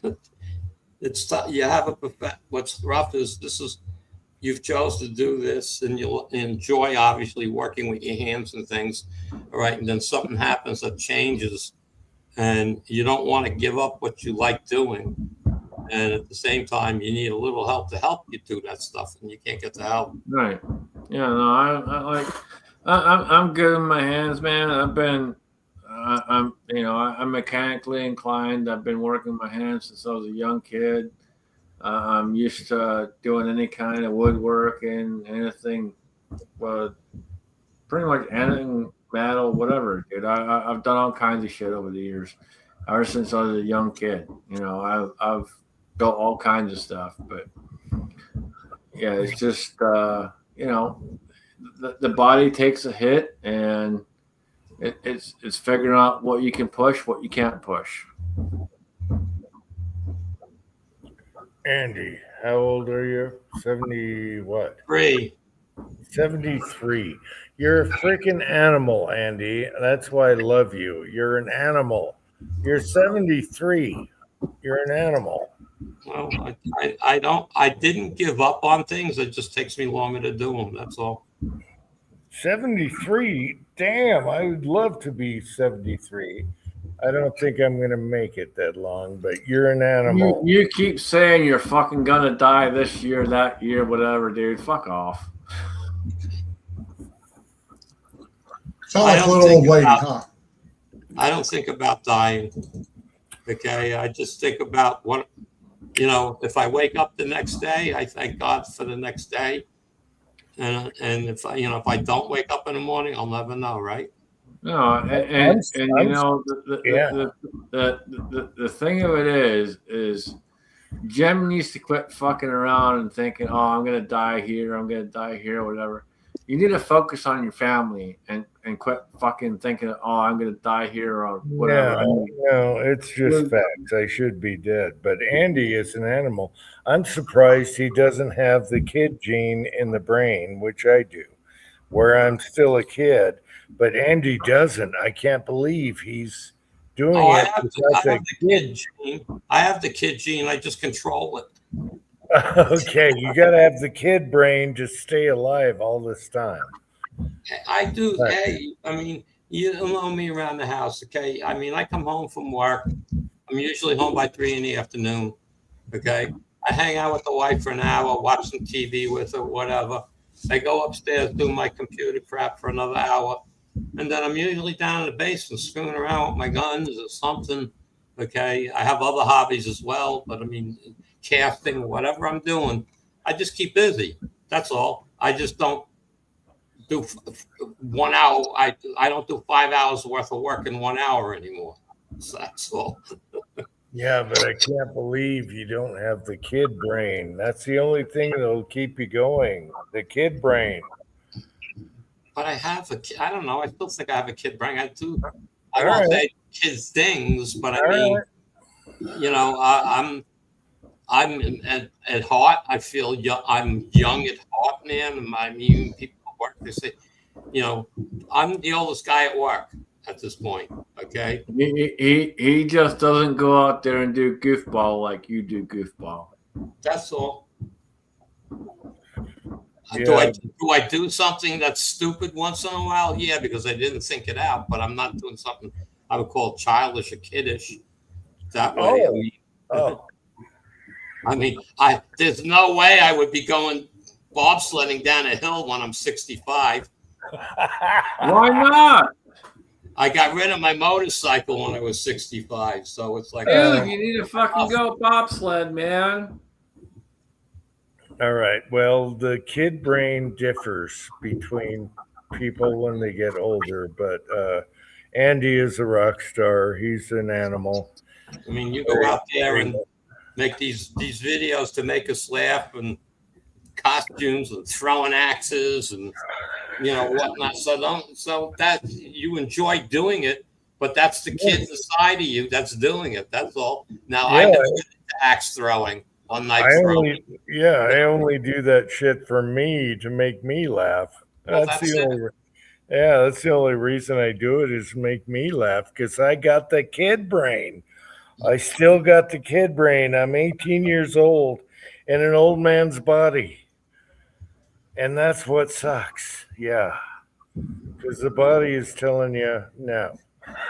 Yeah, well, your kid brain is still in control. That's all. Mine's been pushed back in the back a little bit. So you're right. Go to sleep. I said, are you kidding me? I said, how are you going to go to sleep with the fireworks going on right across the street? You're still a rock star, Andy.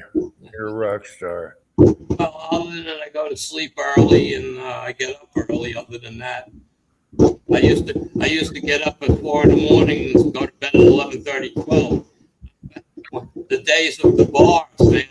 Go out at night and get home at 4 a.m, take a shower, and go to work. Yeah, those were the days. But you're a rock star, Andy. That's all you can say. All right.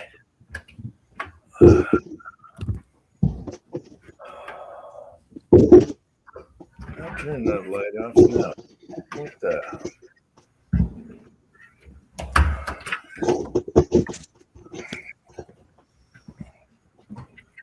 Anyway, stay blonde, Pony Boy. Stay blonde. Be a kid. That's my advice to anyone getting old. Stay blonde. Be a kid. Fireworks are going like crazy now. Just bought my motorcycle. 64 years old. I was in my car going to work, and there was a motorcycle, whatever, 5 car lengths in front of me, whatever, and we're cruising along the lane highway. We're in the left lane doing like 65, 70, and he's just cruising along, minding his own business. And the guy in the right lane decided he wanted to pass the car in front of him and didn't look. And he took the guy out. The guy went flying. The bike was over there. The guy was over there. I pulled the car over, called 911 immediately, went over there. And there was no immediate blood trauma or anything like that. So I'm trying to comfort the guy. He's in pain. I know that. He's probably broke a lot of bones, trying to make him lay still and whatnot. And propped his head up and brought some cold water, some water over I had in the car and whatnot like that. The ambulance came and whatnot.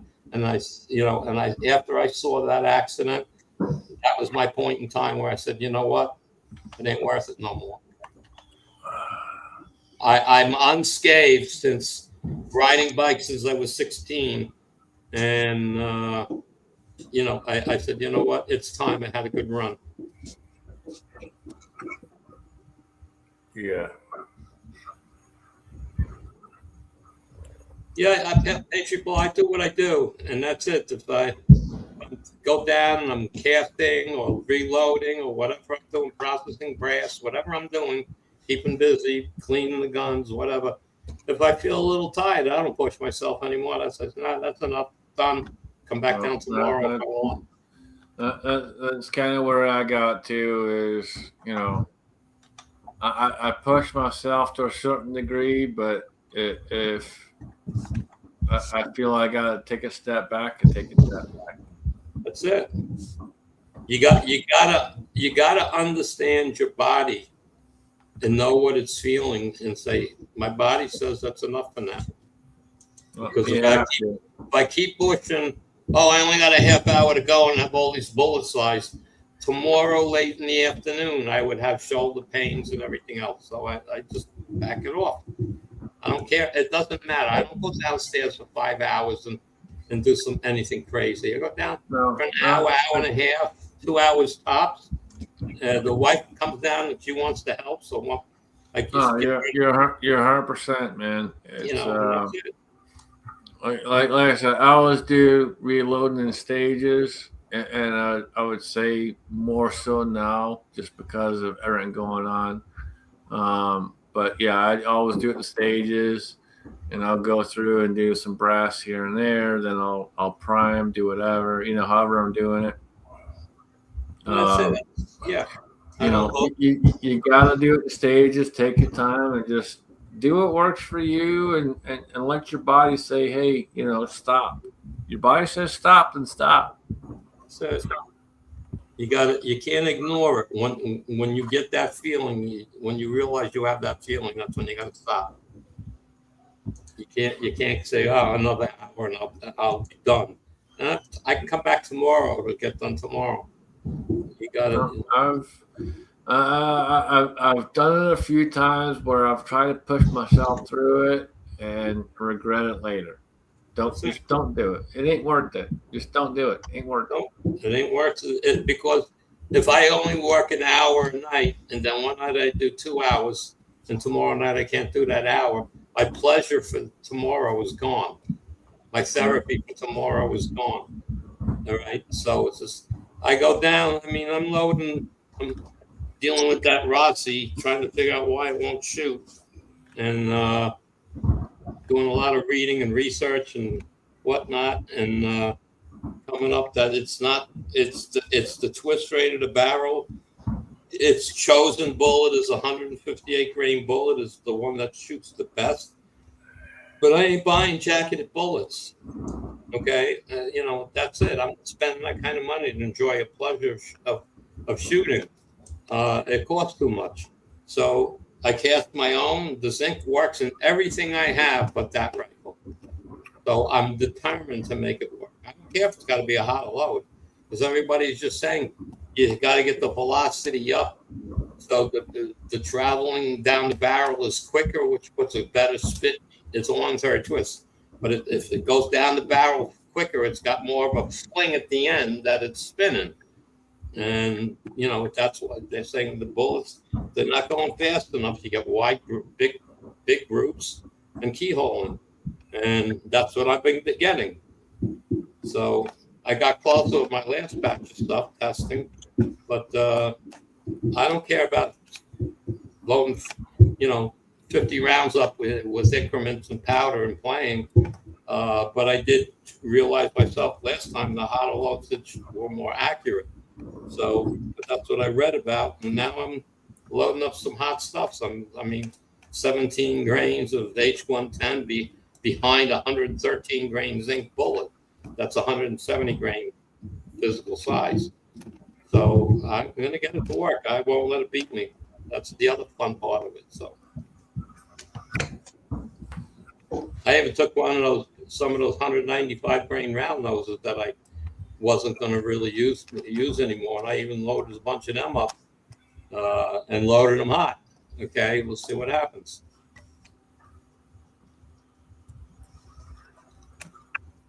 All right, Rollis. Yes, Give sir. me an estimate of age. And then do you still have an 18-year-old brain? Judging by some of the photographs I like to post, I think I'm more around 14, maybe 15. I knew it. Yes. Yeah. The girly pics. Yes. And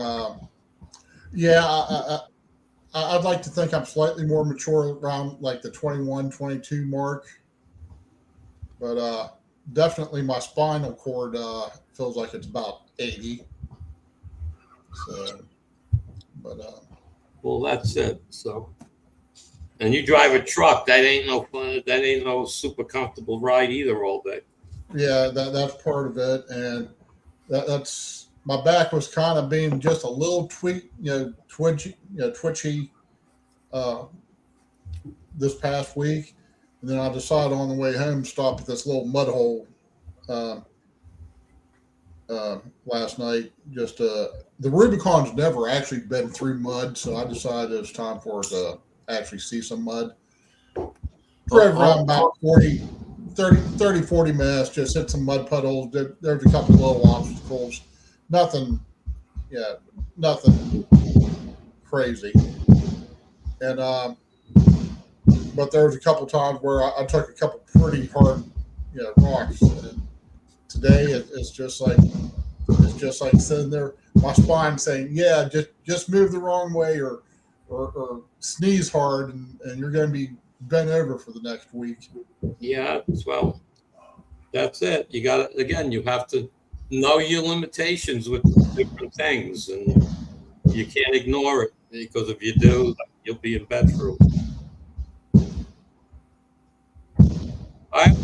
I reload for enjoyment. It's a relaxing thing to me. Okay, I sit down and the biggest thing is when you're making 10 different ladder loads. You 5 bolts at a time, and so the powder drop is set. I use the Frankfurt Arsenal electric powder drop, and I set it, and I do 1 case at a time, do 5.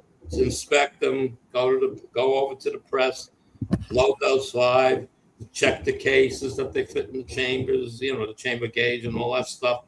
Okay, go back to the powder dropper, do 5 more at the next powder level. Okay, check the cases, go back, load the head, load it up, come back, check to see if they're all good. That's how I do it. When I have the load I need, then I won't load 50 cases with powder. Okay, I'll load 20. I'll do them, and then do I want to spend another half hour doing more or whatever? And I just keep going. Even at that rate, using the powder drop, I can still put out 80 to 100 rounds an hour if I'm doing one powder drop, 1 weight drop. Because then I'll do 10 to 20, go load them up, come back, powder drop another 10 to 20, go back, load them up, test them, that fit. And I can still do 80, 90 an hour.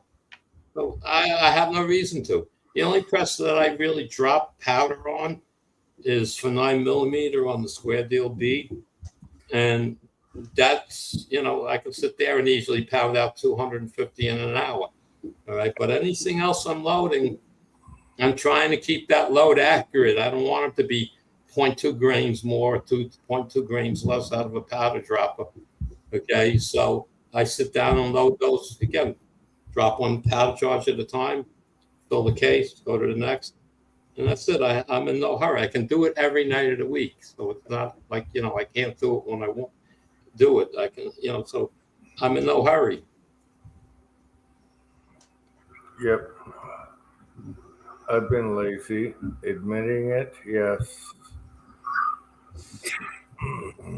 I just go do, I just bought, I decided that I need more 44 mag cases. And so I just bought, they were on sale. So I got,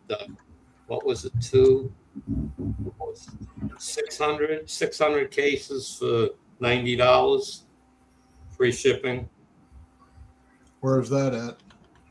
Oh. I bought from, Northeast Components. Northeast for loading? Yeah. Yeah, I've been getting emails. They got a lot of bullets too. I buy. Well, see, when we have the local shows here, they're at the shows, and what's nice, they usually bring primers with them, and their prices are usually far superior than anybody else at the show or online when they come down. So because if you go on their website, they have a list of what shows they're going to be at when they know they're going. And I bought. And okay, Andy, and for people that don't know, right now they have all match brass, same manufacturer. Yeah, matching heads. You can buy the same manufactured brass, and then they got all kinds of bullets too. Yeah, Northeast Reloading. Yeah. They definitely, they've been around a long time that nobody knew. Yeah, but if anyone's out there looking for the same shipping. brass head stamp, But their shipping is included in the price, free shipping. yeah. And they did me a huge because they actually sent me, I did it in a video. They actually sent me 2 bags of bullets, and they shouldn't have. You know, they sent me a bag and I was fine. And then they sent me another one, and I emailed them and I said, wait a minute, you gave me too much, you know, you did your batch twice, and I can send them back to you. And they said, don't worry about it, no problem. Yeah, And send me a double batch of bullets. Yeah, I mean, when the last time they sent me, when I ordered some 44 brass from them, they sent me 1 bag of 44 special. Yeah. And I told, you know, and I called them, I said, guys, the order was for 3 bags of 44 Magnum. That's when I first started. You sent me 1 bag of special and 2 bags of Magnum. And oh, we're so sorry. Yeah, that's what the order says. I said, so I'll be glad to send them back to you. They said, no, don't worry about it. Keep them.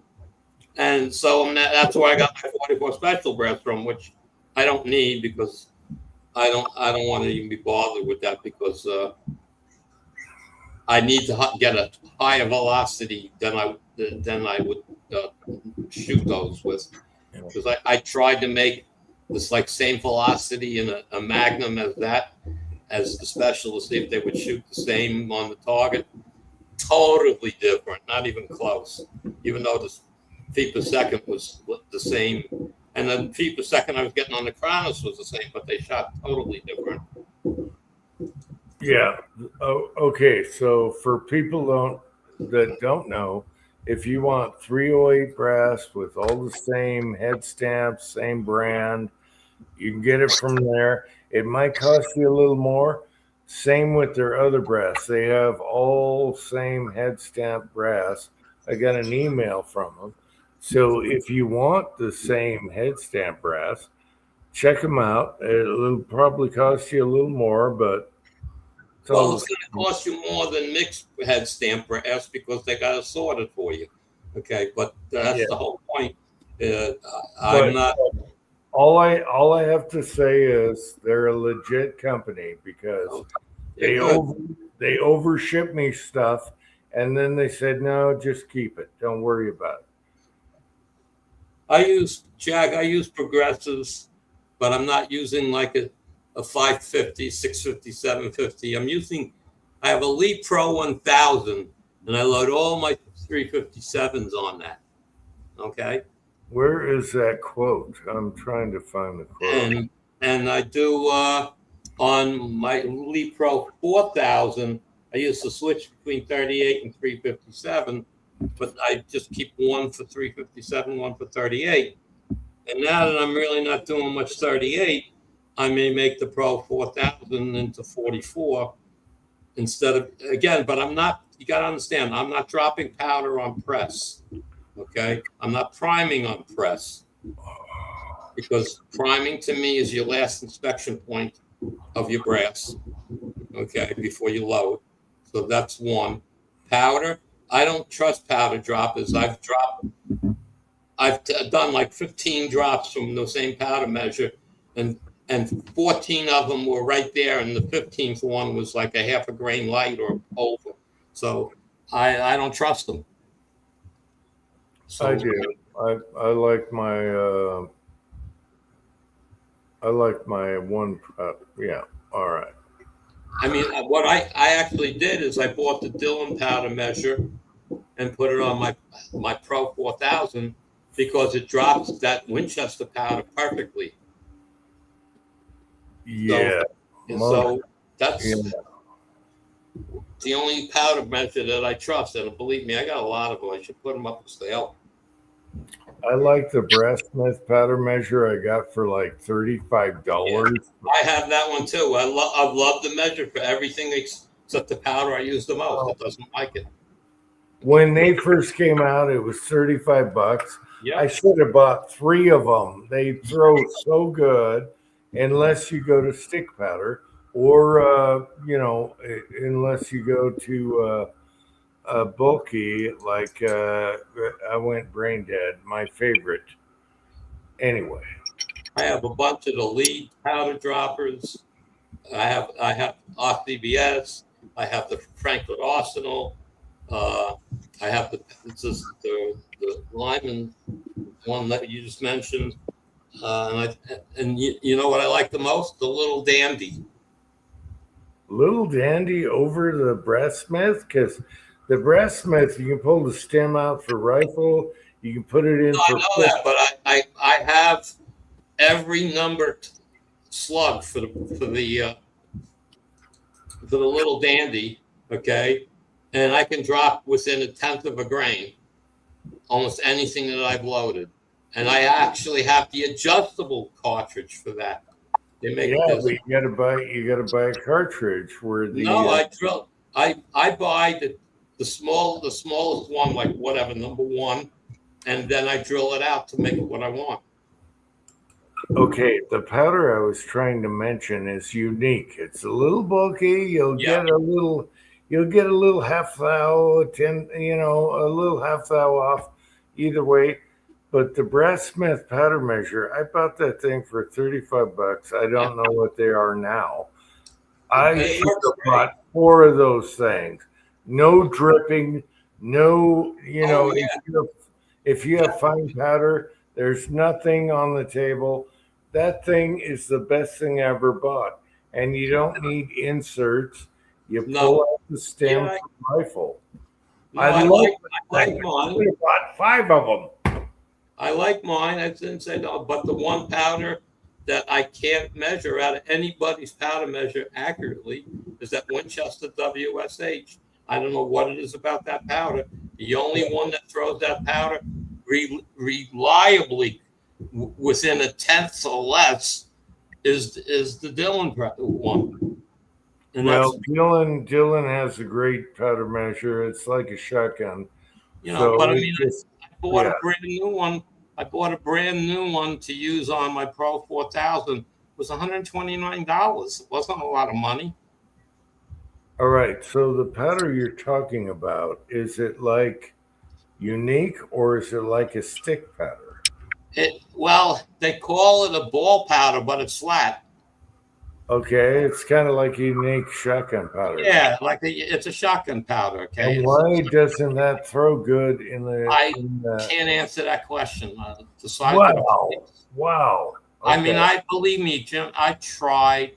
I can't tell you how many powder drops I did with each powder measure I have, and not even dropping it into a piece of brass, dropping it into the pan and then weighing the pan. And they were up and down 2/10, up and down everywhere. This was up 2, this was down 2, this was on the money. I wanted closer tolerance than that. I didn't say it didn't drop good. I totally trust you. Because you're using. I've never tried that powder, so so okay. That's all. That's just that powder. I really love the Brass Smith. The Brass Smith. The Brass Smith powder measure. I love that. Oh man, I wish I had 3 of them right now. And it's like I bought the Lyman All-American 8. When I bought it, I only paid $189 for it. Midway had a blowout on them when they first got it, and I grabbed one. I was one of the first people to have one, and it was like, this thing is great. I have 3 turrets for it. Each turret has 2 different calibers on it. I'm all set. I can load all my calibers can be loaded on that just by changing the head. And so I have way too many presses. I have the Lee one that you like, the 4-stage, turret. Yeah, love automatic turret, whatever you want to call it. I have that. I don't like it. I don't care for it that much. Okay. You don't care for the 4-hole turret? No, I got plenty of. Oh my God! I don't have the old style. I have the new style of that with the aluminum flat plate, not the big red. 4-hole turret, steel press, right? I mean, the press. You don't like that? That thing is so awesome. Well, that's the whole point. I can load it just as fast on the Lyman. Click, click, click, click, and I'm done. It doesn't matter though. To me, You know. it's like if you're dropping loads. Everyone to each their own, but I think the best press ever made was 4-hole turret for the price, which used to be $90 when I bought mine. And you can't beat that. Turrets are like $9 a piece. And what do I have? Like 15 of them now? Oh yeah, no. You can't beat that. You cannot beat that. And then you put their flare die, their new flare die. Oh yeah. my God. Oh Yeah, my well, God. But I have the M dies for whatever I wanted them for. So it's like, again, that's how my press is set up, And again, I'm not dropping powder on my presses. I'm preloading my brass. So I put one in, go, put one in, go. And it's then after on the Pro 1000, it's only 3 stages. So I put a piece of brass in with the powder. It's bell on the case. I drop a bullet in you see the bullet and then the crimp, and it's 3 pulls and a bullet comes out, and then after that it's every pull a bullet comes out, and it's really like the Lee 4-hole turret, except that you can keep putting brass in after you pull the handle. You don't have to pull the handle 4 times. That's all. I mean, the press works great. I'm not knocking the press that it doesn't work. Andy, what it comes down to is what you like, and that's all that freaking matters. Reloading, shooting, anything. Absolutely. What do you like? It doesn't matter. Yep. Yeah. Well, I like them all, but that's the one press that is kind of like a side. I don't use it. That's the one I use. That's the one I use the most for experimenting with wacky loads. I love the turret press for that. Boom, bang, pow. I'm loading in 2 seconds. Yeah. Anyway, everyone to each their own. Definitely. But I mean, I like all my presses. That's the only one that I just find it like. I find what I find is that there's a little bit too much movement in the upper, where the dies are in the turret area. There's a little too much movement. So I don't find it to be as accurate as far as loading goes, that I'm getting different overall lengths. Not by much, but it's different. Wow. Okay? Because whenever I pull the handle, I watch the turret move. I know, but it's there for being concentric and adjusting. You can adjust. Okay. All right. No, I got it. I'm not saying anything that way. I see it move, and measurement wise, it's different. I have never loaded a better 223 off of the other than the 4-hole press. It's so beautiful the way it does. If I went to a Dillon, it'd be all over the place. Oh no, I don't want a Dillon. Okay, first of all, I don't load 3006, 300 blackout, or 223 on a progressive press. I loaded on the Lyman. Okay. So I'm dropping. My cases are primed, so now I'm dropping powder. I'll do 5. I come over to the press, and I do 5. I use the whose is that? Who makes that? The oh God, Frankfurt Arsenal has that. Seating die. The seating die. They have the. All right, and those multiple calibers. So I got stupid. Instead of buying one and just changing it out, I bought 4, and I've each one set up on the turret for the bullet I'm loading. So I mean, again, I like that tool from Frankfurt Arsenal, and you just drop the bolt in a little slot, and it centers it and goes right in. Kind of like the newly adjustables, but yeah.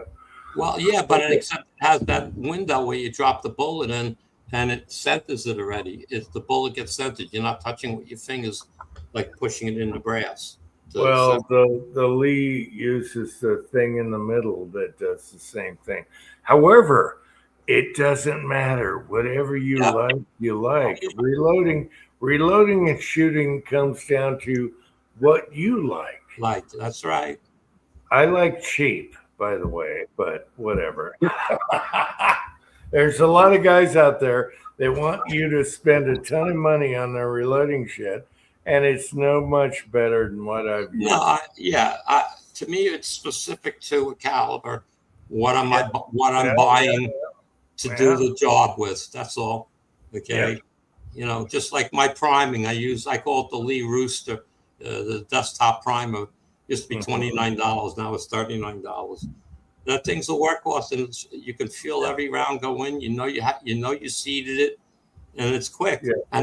And you get to inspect your brass. You go up, that primer went in easy. Put an X on the bottom of the brass, so the next time you throw it out, okay. And then things like that. It's like it feels a little hard. Slow down a little bit. Might not. Maybe there's a primer pocket. Check it when it comes out. Whatever. So it just. Priming is the last chance to inspect your brass. That's the way I look at it. You're on a turret press and you're priming. You may not realize the primer went in loose. Yep, I got primer tools, but I tell you what, I still use the 4-hole to prime with. I can feel it. It's the same. I notice no difference. Well, but everyone is different, okay? But I can feel it when I'm doing it, and why not put you're saving a step. Anyway, that's just the way I am on that. Well, thank you, Paul. I'm not going to go out and buy new turrets now to find out if they've improved it. Who, what, where? The new turrets for the Lee. They said eliminate a lot of the slop. I said, well, that's okay. Slot. Okay, I'm lost. Anyway. Said, their new turrets have pretty much eliminated that slop. That's what we were talking about, the slop that I'm talking about, the head moving up and down. Every time you pull the handle, it moves. Andy, you're talking the 8-hole turret, right? No, the 4-hole turret like Uncle Jim's using. The 4-hole turret. The 4-hole turret is designed to accommodate. Yes, but to be concentric. You can control that in certain ways, but it is designed to find concentric. And I've never, ever loaded better 223 than I have on the 4-hole turret. Ever. It's perfect. I never tried to use that on 223. I bought it to originally play with 357 38 because they didn't shoot a lot of it. And I said, let me play with it. And every time I was seating a bullet, you go and measure 10 of them and you'd have 10 different measurements. Not that they were off by a lot, but they were off. But again, it all comes down to what you like reloading and how it turns out. And that's all that matters. That's it. There's no like made in stone reloading shit. No, I got it. That's why there's so many brands and everybody has what they like. Yeah. However, I'm cheap. I'm not going to spend $10,000 on bullshit presses and equipment because you don't need it. It's there. It's cheap. It's ready. Oh, I'm not arguing that. That's my opinion. Why do you think most of my press is a Lee? I have an RCBS Junior. That's when I started reloading when I was 17 or 16, whenever I started reloading. Okay. And I used to load all my target loads for my 38 on that. Okay. And it was one round at a time. And I had the Bonanza powder drop, 2.6 grains of bullseye every time, So that's what brought me to the Little Dandy, was because it's the same concept. Okay, what I want to emphasize here, I think the Beatles wrote a song about it. Money can't buy you love. And that's the same with reloading. Money can't buy you love. All right. And Yep. and you decide whatever you want. It doesn't Well, matter. Whatever.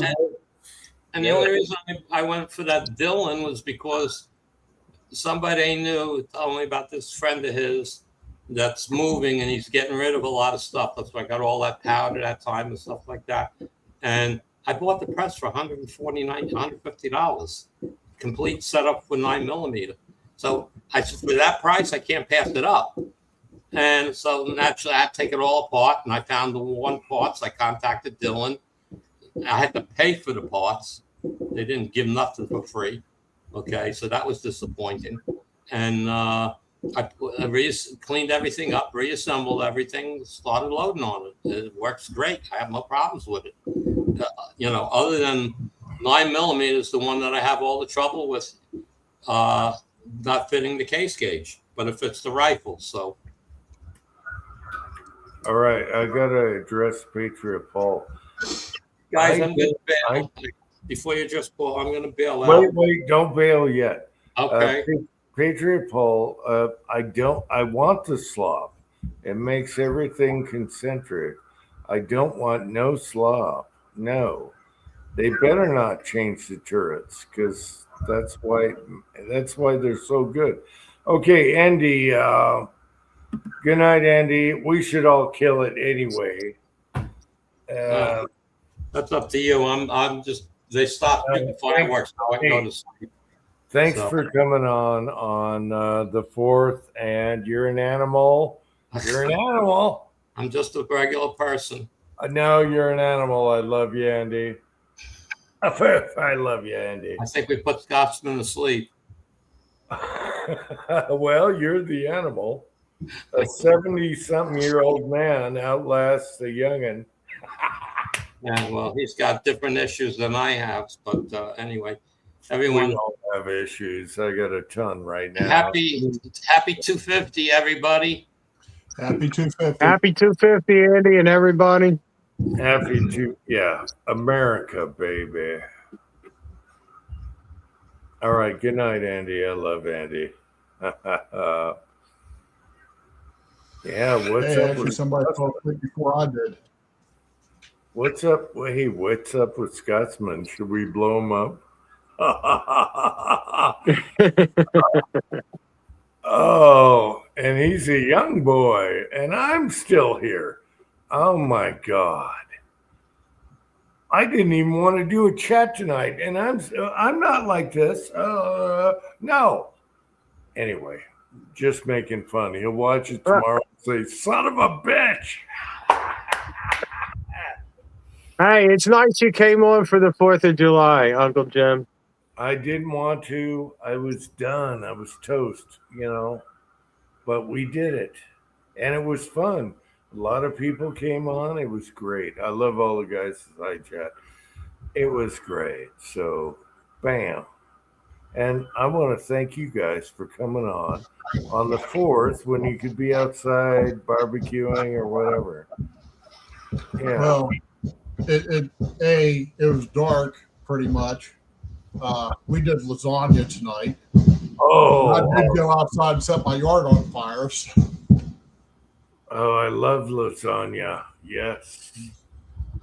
All right. Damn, now I want lasagna. Son of a bitch. I don't have any in the house. I'm sorry I had to disappear for so long. A dog took a dump on the rug and I had to clean it up. Well, as long as it was a log, it would have been easy. No? Yeah. Did he have Diarrhea. Did he have the rhea? Yeah, he had the runs. The Lovely. rhea. Lovely. I love playing with shit. Yeah, the rhea is a problem. Yes. And they're still blowing stuff up around here. Oh yeah, I don't know if you can hear any of mine, but it's and that's fine. It'll go like this probably till midnight, at least. The sun is just going Yeah, down. I got 2 dogs. One of them don't care about noises, and the other one it bothered him. So first the storm had him worked up, and then all the fireworks. Okay. And I can't hear him inside the house, but he can. Right. Yeah. Well, my house is shaking right now because the neighbors. There's Wow. one neighbor across just like catty corner from me across the road, and they've been letting the big stuff. They must buy stuff all year long, and He's that's got what the big I boy. heard. Yeah. Yes, he's got the big boy stuff shaking the windows. Yes. Yes.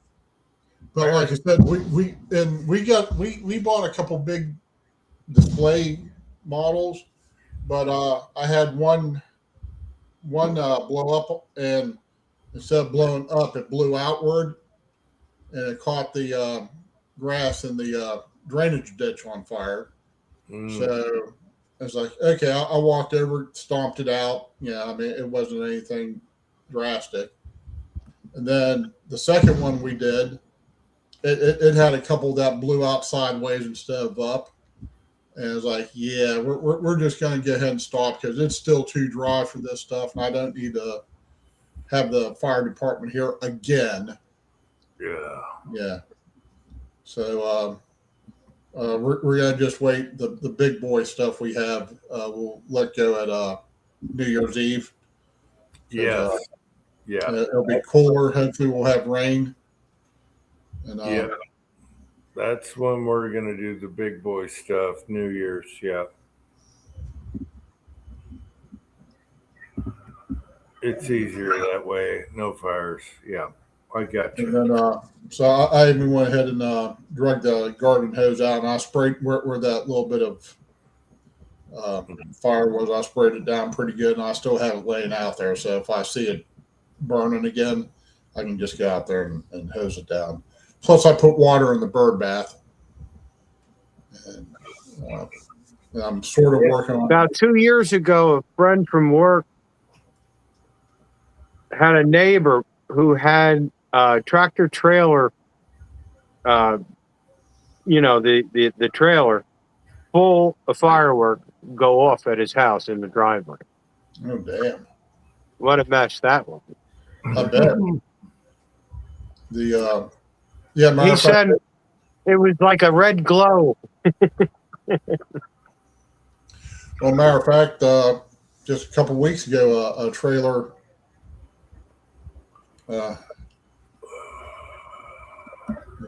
Hell chessboard. Yeah, I'm not going to go that far, but a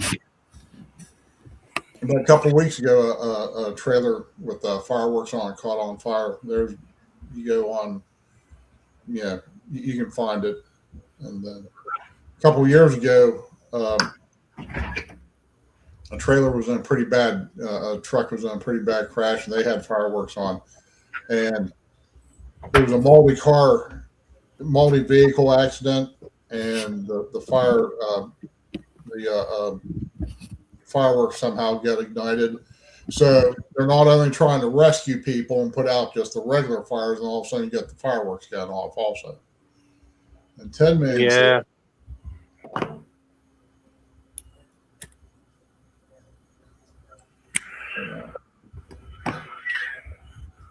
Yeah, You got to have a lot of common sense and follow the rules. well, like I said, there odds are nothing will happen, but I'm just not going to take the chance. And Mhm.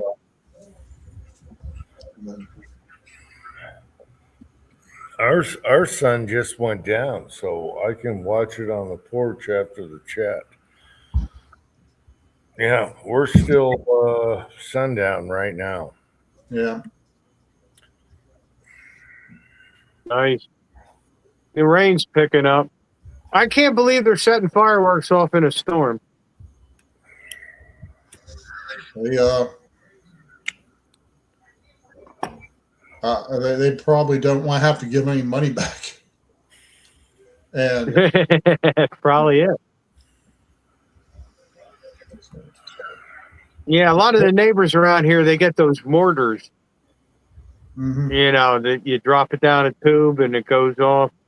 flies up in the air, does all the, looks like professional stuff. The we just bought mortars this year, and just basically because I don't want bottle rocket, the big rockets, the big sticks and stuff landing in my neighbors' yards and stuff, because I have one neighbor, I don't know how they would react to it. I mean, we already had a little incident with me shooting in the backyard, and then the other neighbor, sometimes they get cranky about gunfire and fireworks. Sometimes they enjoy it. So, yeah, I don't want to have my trash falling in their yard. Is that the size of the dent in your head? No, that was for Tin Man. Tin Man is here. No, I just had Yeah, I thought so. I just had to show a golf club. I was 5 seconds away. All right, that was a 3-iron. No, I got hit with 7-iron in my skull, and I still have a huge dent in my skull from a 7-iron. All right. Why am I talking like a whatever? Anyway. Good to see you, Tin Man. Hope you had a good 4th with all your family. You got great family and kids. I love Tin Man. I love him so much. He's awesome. Did somebody throw the club that it hit you in the head? No, he actually swung on it before I got out of the way. And then I had to I had to go to emergency. My parents were nowhere to be found. They were on a boat on the lake. And so they sent me to emergency, and the surgeon's like, "Damn, I could see your brain, boy." And he stitched me up. And I got a huge, if anyone shaved my head, I got a gigantic divot in my head. So that would not look good. Well, at least you kept your hair. Yeah, I'm glad I have my hair. I am so glad. I'm so happy I have hair, because otherwise, oh my God. Well, at least you can prove that the doctor has said that you do have a brain in that head of yours. So if anybody else gets your brain left, yes. He didn't say a pea brain, though. He just said a brain. So I don't know what size it was. Yeah, he could have said pea brain. Hey, David, how you doing?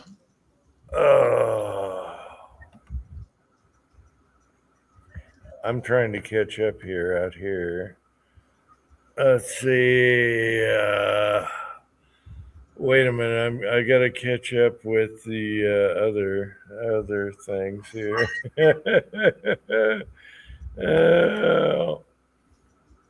And let's see. Thorzax is here. Hey, Thorzax. Happy 4th. Happy 4th, everybody. I didn't want to do this, but it turned out to be fun. A lot of people came on. It was fun. That's why we do this. I'm getting the signal. I'll be right back. Okay, and look at Scotsman. He's all passed out. Oh, is that flat Earth? No. All right. Anyway, Scotsman's going to be pissed tomorrow when he sees this. All right. Well, like I said, I'm glad to see somebody fell asleep before I did. Man, I'm trying to hang in there. I thought I was sleeping 8 hours ago. Hanging in there. All right, let me try and quote everyone. It's tough out here in the garage. Yeah, Tin Man. Same here. I was up pretty early. I was just had a lot of things. Yeah, went to bed and I slept like a rock till about 5:30. Get up, took a leak, laid back down, and I just laid there and just like, well, hell with this. I get up and started doing stuff. All I wanted to do is lay in bed with the air conditioning and screw the live chat, screw the video on, hashtag, all that. I wanted to screw it all. And I said, you know what? You got to get up. You got to do this. And that's how it happened. All right. I would rather be in bed with air conditioning watching a movie right now. But I love you guys, so it's even better. So it's better in the movie air conditioning. And I think it went to 90 degrees in the garage, so we're good. Oh, hell. We're damn good. This storm pulled things off here. We got to do this for America. It's 250. Come on. We got to do this. I thought, you can't slump. Hey, didn't those 50 years go by quick? You can't slump on 250, and that's why I thought I had to do a chat. You can't slump on 250. You just can't. And that's why we're here. I was thinking I was just old enough. I mean, well, let's see. That was 76. I was 9 years old. So, you're old enough to know what's going on and all that, watching. So then I shot a text off to Jamie earlier today and said, yeah, I can't wait to see the 300-year anniversary. Wow, 300. Yeah. I was 12. Yeah. And where'd I go? Okay. Well, maybe they'll have advancements. Maybe you will make it. well, yeah, but you think about I'm only 58 now. I have health issues. I mean, minor compared to a lot of people, but there's a lot more people living to be over 100 nowadays than even 100 years ago. So, I mean, if Tread is here. I'm just saying, Tread is here. Hey, Tread, love you. All right, happy 4th, Tread. 250. yeah, my mom with all her health issues, she's like 85 years old, and she still has her facility. Mentally she's fine. So, stepfather, he's 80 whatever. Oh, wait a minute, we got some stirring. And so I mean, My mom's 86 and she's healthy, but she has the Alzheimer's. right. And you're right there right now, right?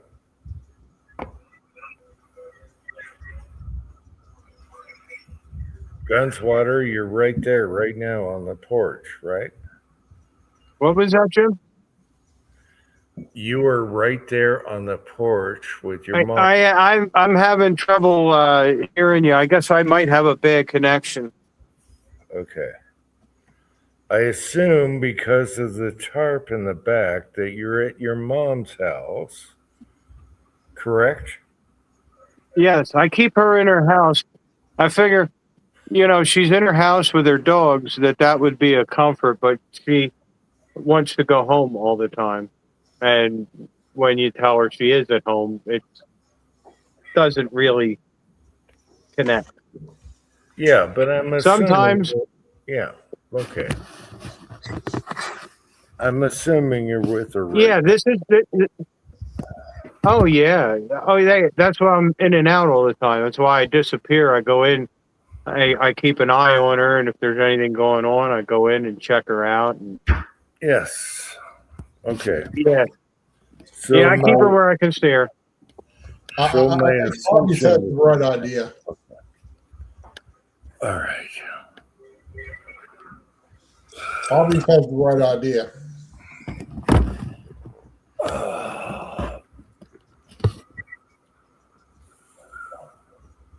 So by then, we'll be shooting death rays and rail guns, and they'd wish we only had assault weapons.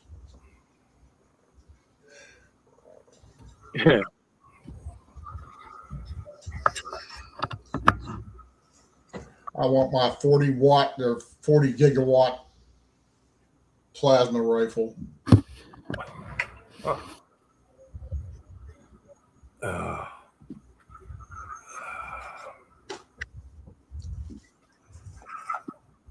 man, it's hard to keep up with the side here.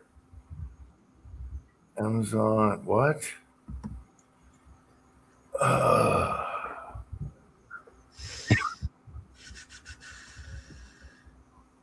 Anyway, it was great. I didn't think anyone would come on the 4th tonight, and it was awesome. So I'm happy I stayed up instead of laying in my bed watching a movie with air conditioning.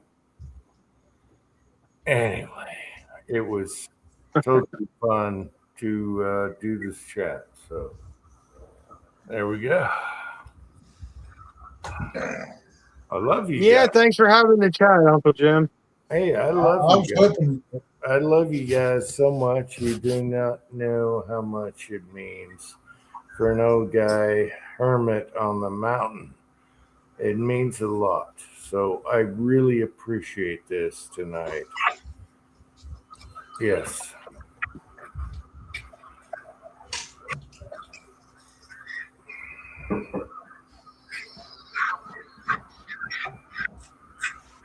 man on the Silver Mountain, right?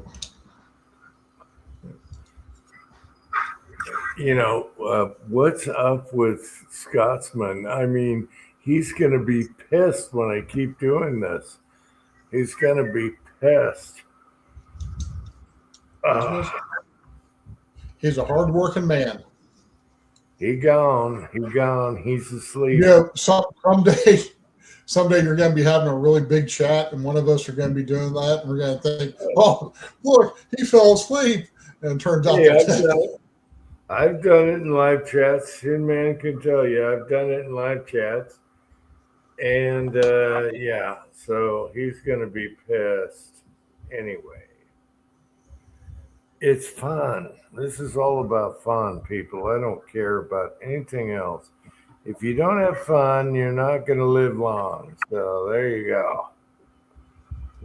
You got to have fun. I had enough of. Yeah, I really think that we have a lot of influence on if we're happy or not. It's all how you approach everything. If you're not happy, you're not going to make it, okay? You got to be happy. You got to laugh your ass off every 5 minutes. I just gave Tin Man a shitload of crap on a text the other night, and I was shit-faced, and I started giving him shit. But, it's all about having fun and lasting as long as you can. That's all that matters. Have fun. Don't sweat the bullshit. Have fun. That's my theory, and I'm sticking to it. Maybe we get another year older, maybe not, but I'm sticking to it. All right. Now you can see his ceiling fan running, so I think he's not frozen. No, he's not. No. Oh, he's gonna be pissed when he sees the end of this. Oh.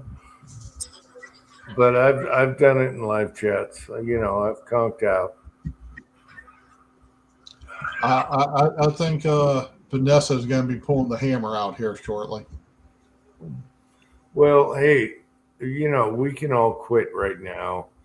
What are we? We're 3 hours in. I didn't imagine anyone would come on the 4th because everyone's out having barbecues and fireworks and everything.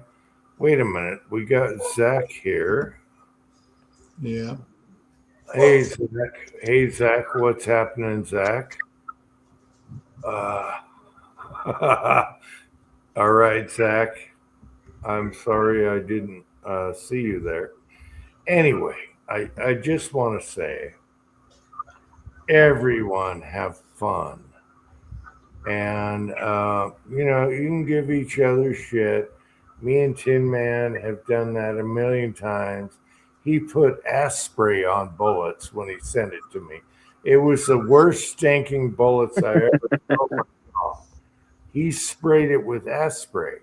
And then I saw where a guy is out in the UK spraying ass spray on pickpockets, people that pickpocket. And he's like, pickpocket, pickpocket. And he's spraying ass spray on them. And one of them almost barfed. And I love that guy for doing that. So he was going around with catching pickpockets on YouTube and ass spraying them. So I want to thank him for that. And Tin Man. All right. Yes. So anyway, should we shut her down to Chinatown? Because I am going to be going to bed here shortly. I'm hungry. It just got dark. We're gonna have fireworks out front, so I think I'll go do that. Well, enjoy the fireworks. Thanks for having us on. Hey, I love you guys coming on and Askcast. I washed those bullets 3 times. They still smell like ass. Anyway. Hey guys, another Everyone- 250. Hey, America 250. Keep the fight up. And everyone in the side chat, I love y'all. Man, I can't believe how many people came on tonight. That's amazing. And you guys came on, so that's amazing. Oh yeah, I was looking forward to. Yeah, I was telling Susan, I hope he's on tonight. He'll be on tonight. I'm certain he'll be on tonight. I was so not going to do this tonight. So anyway, you guys want to do the afoof? Everyone in the live chat, I love y'all. And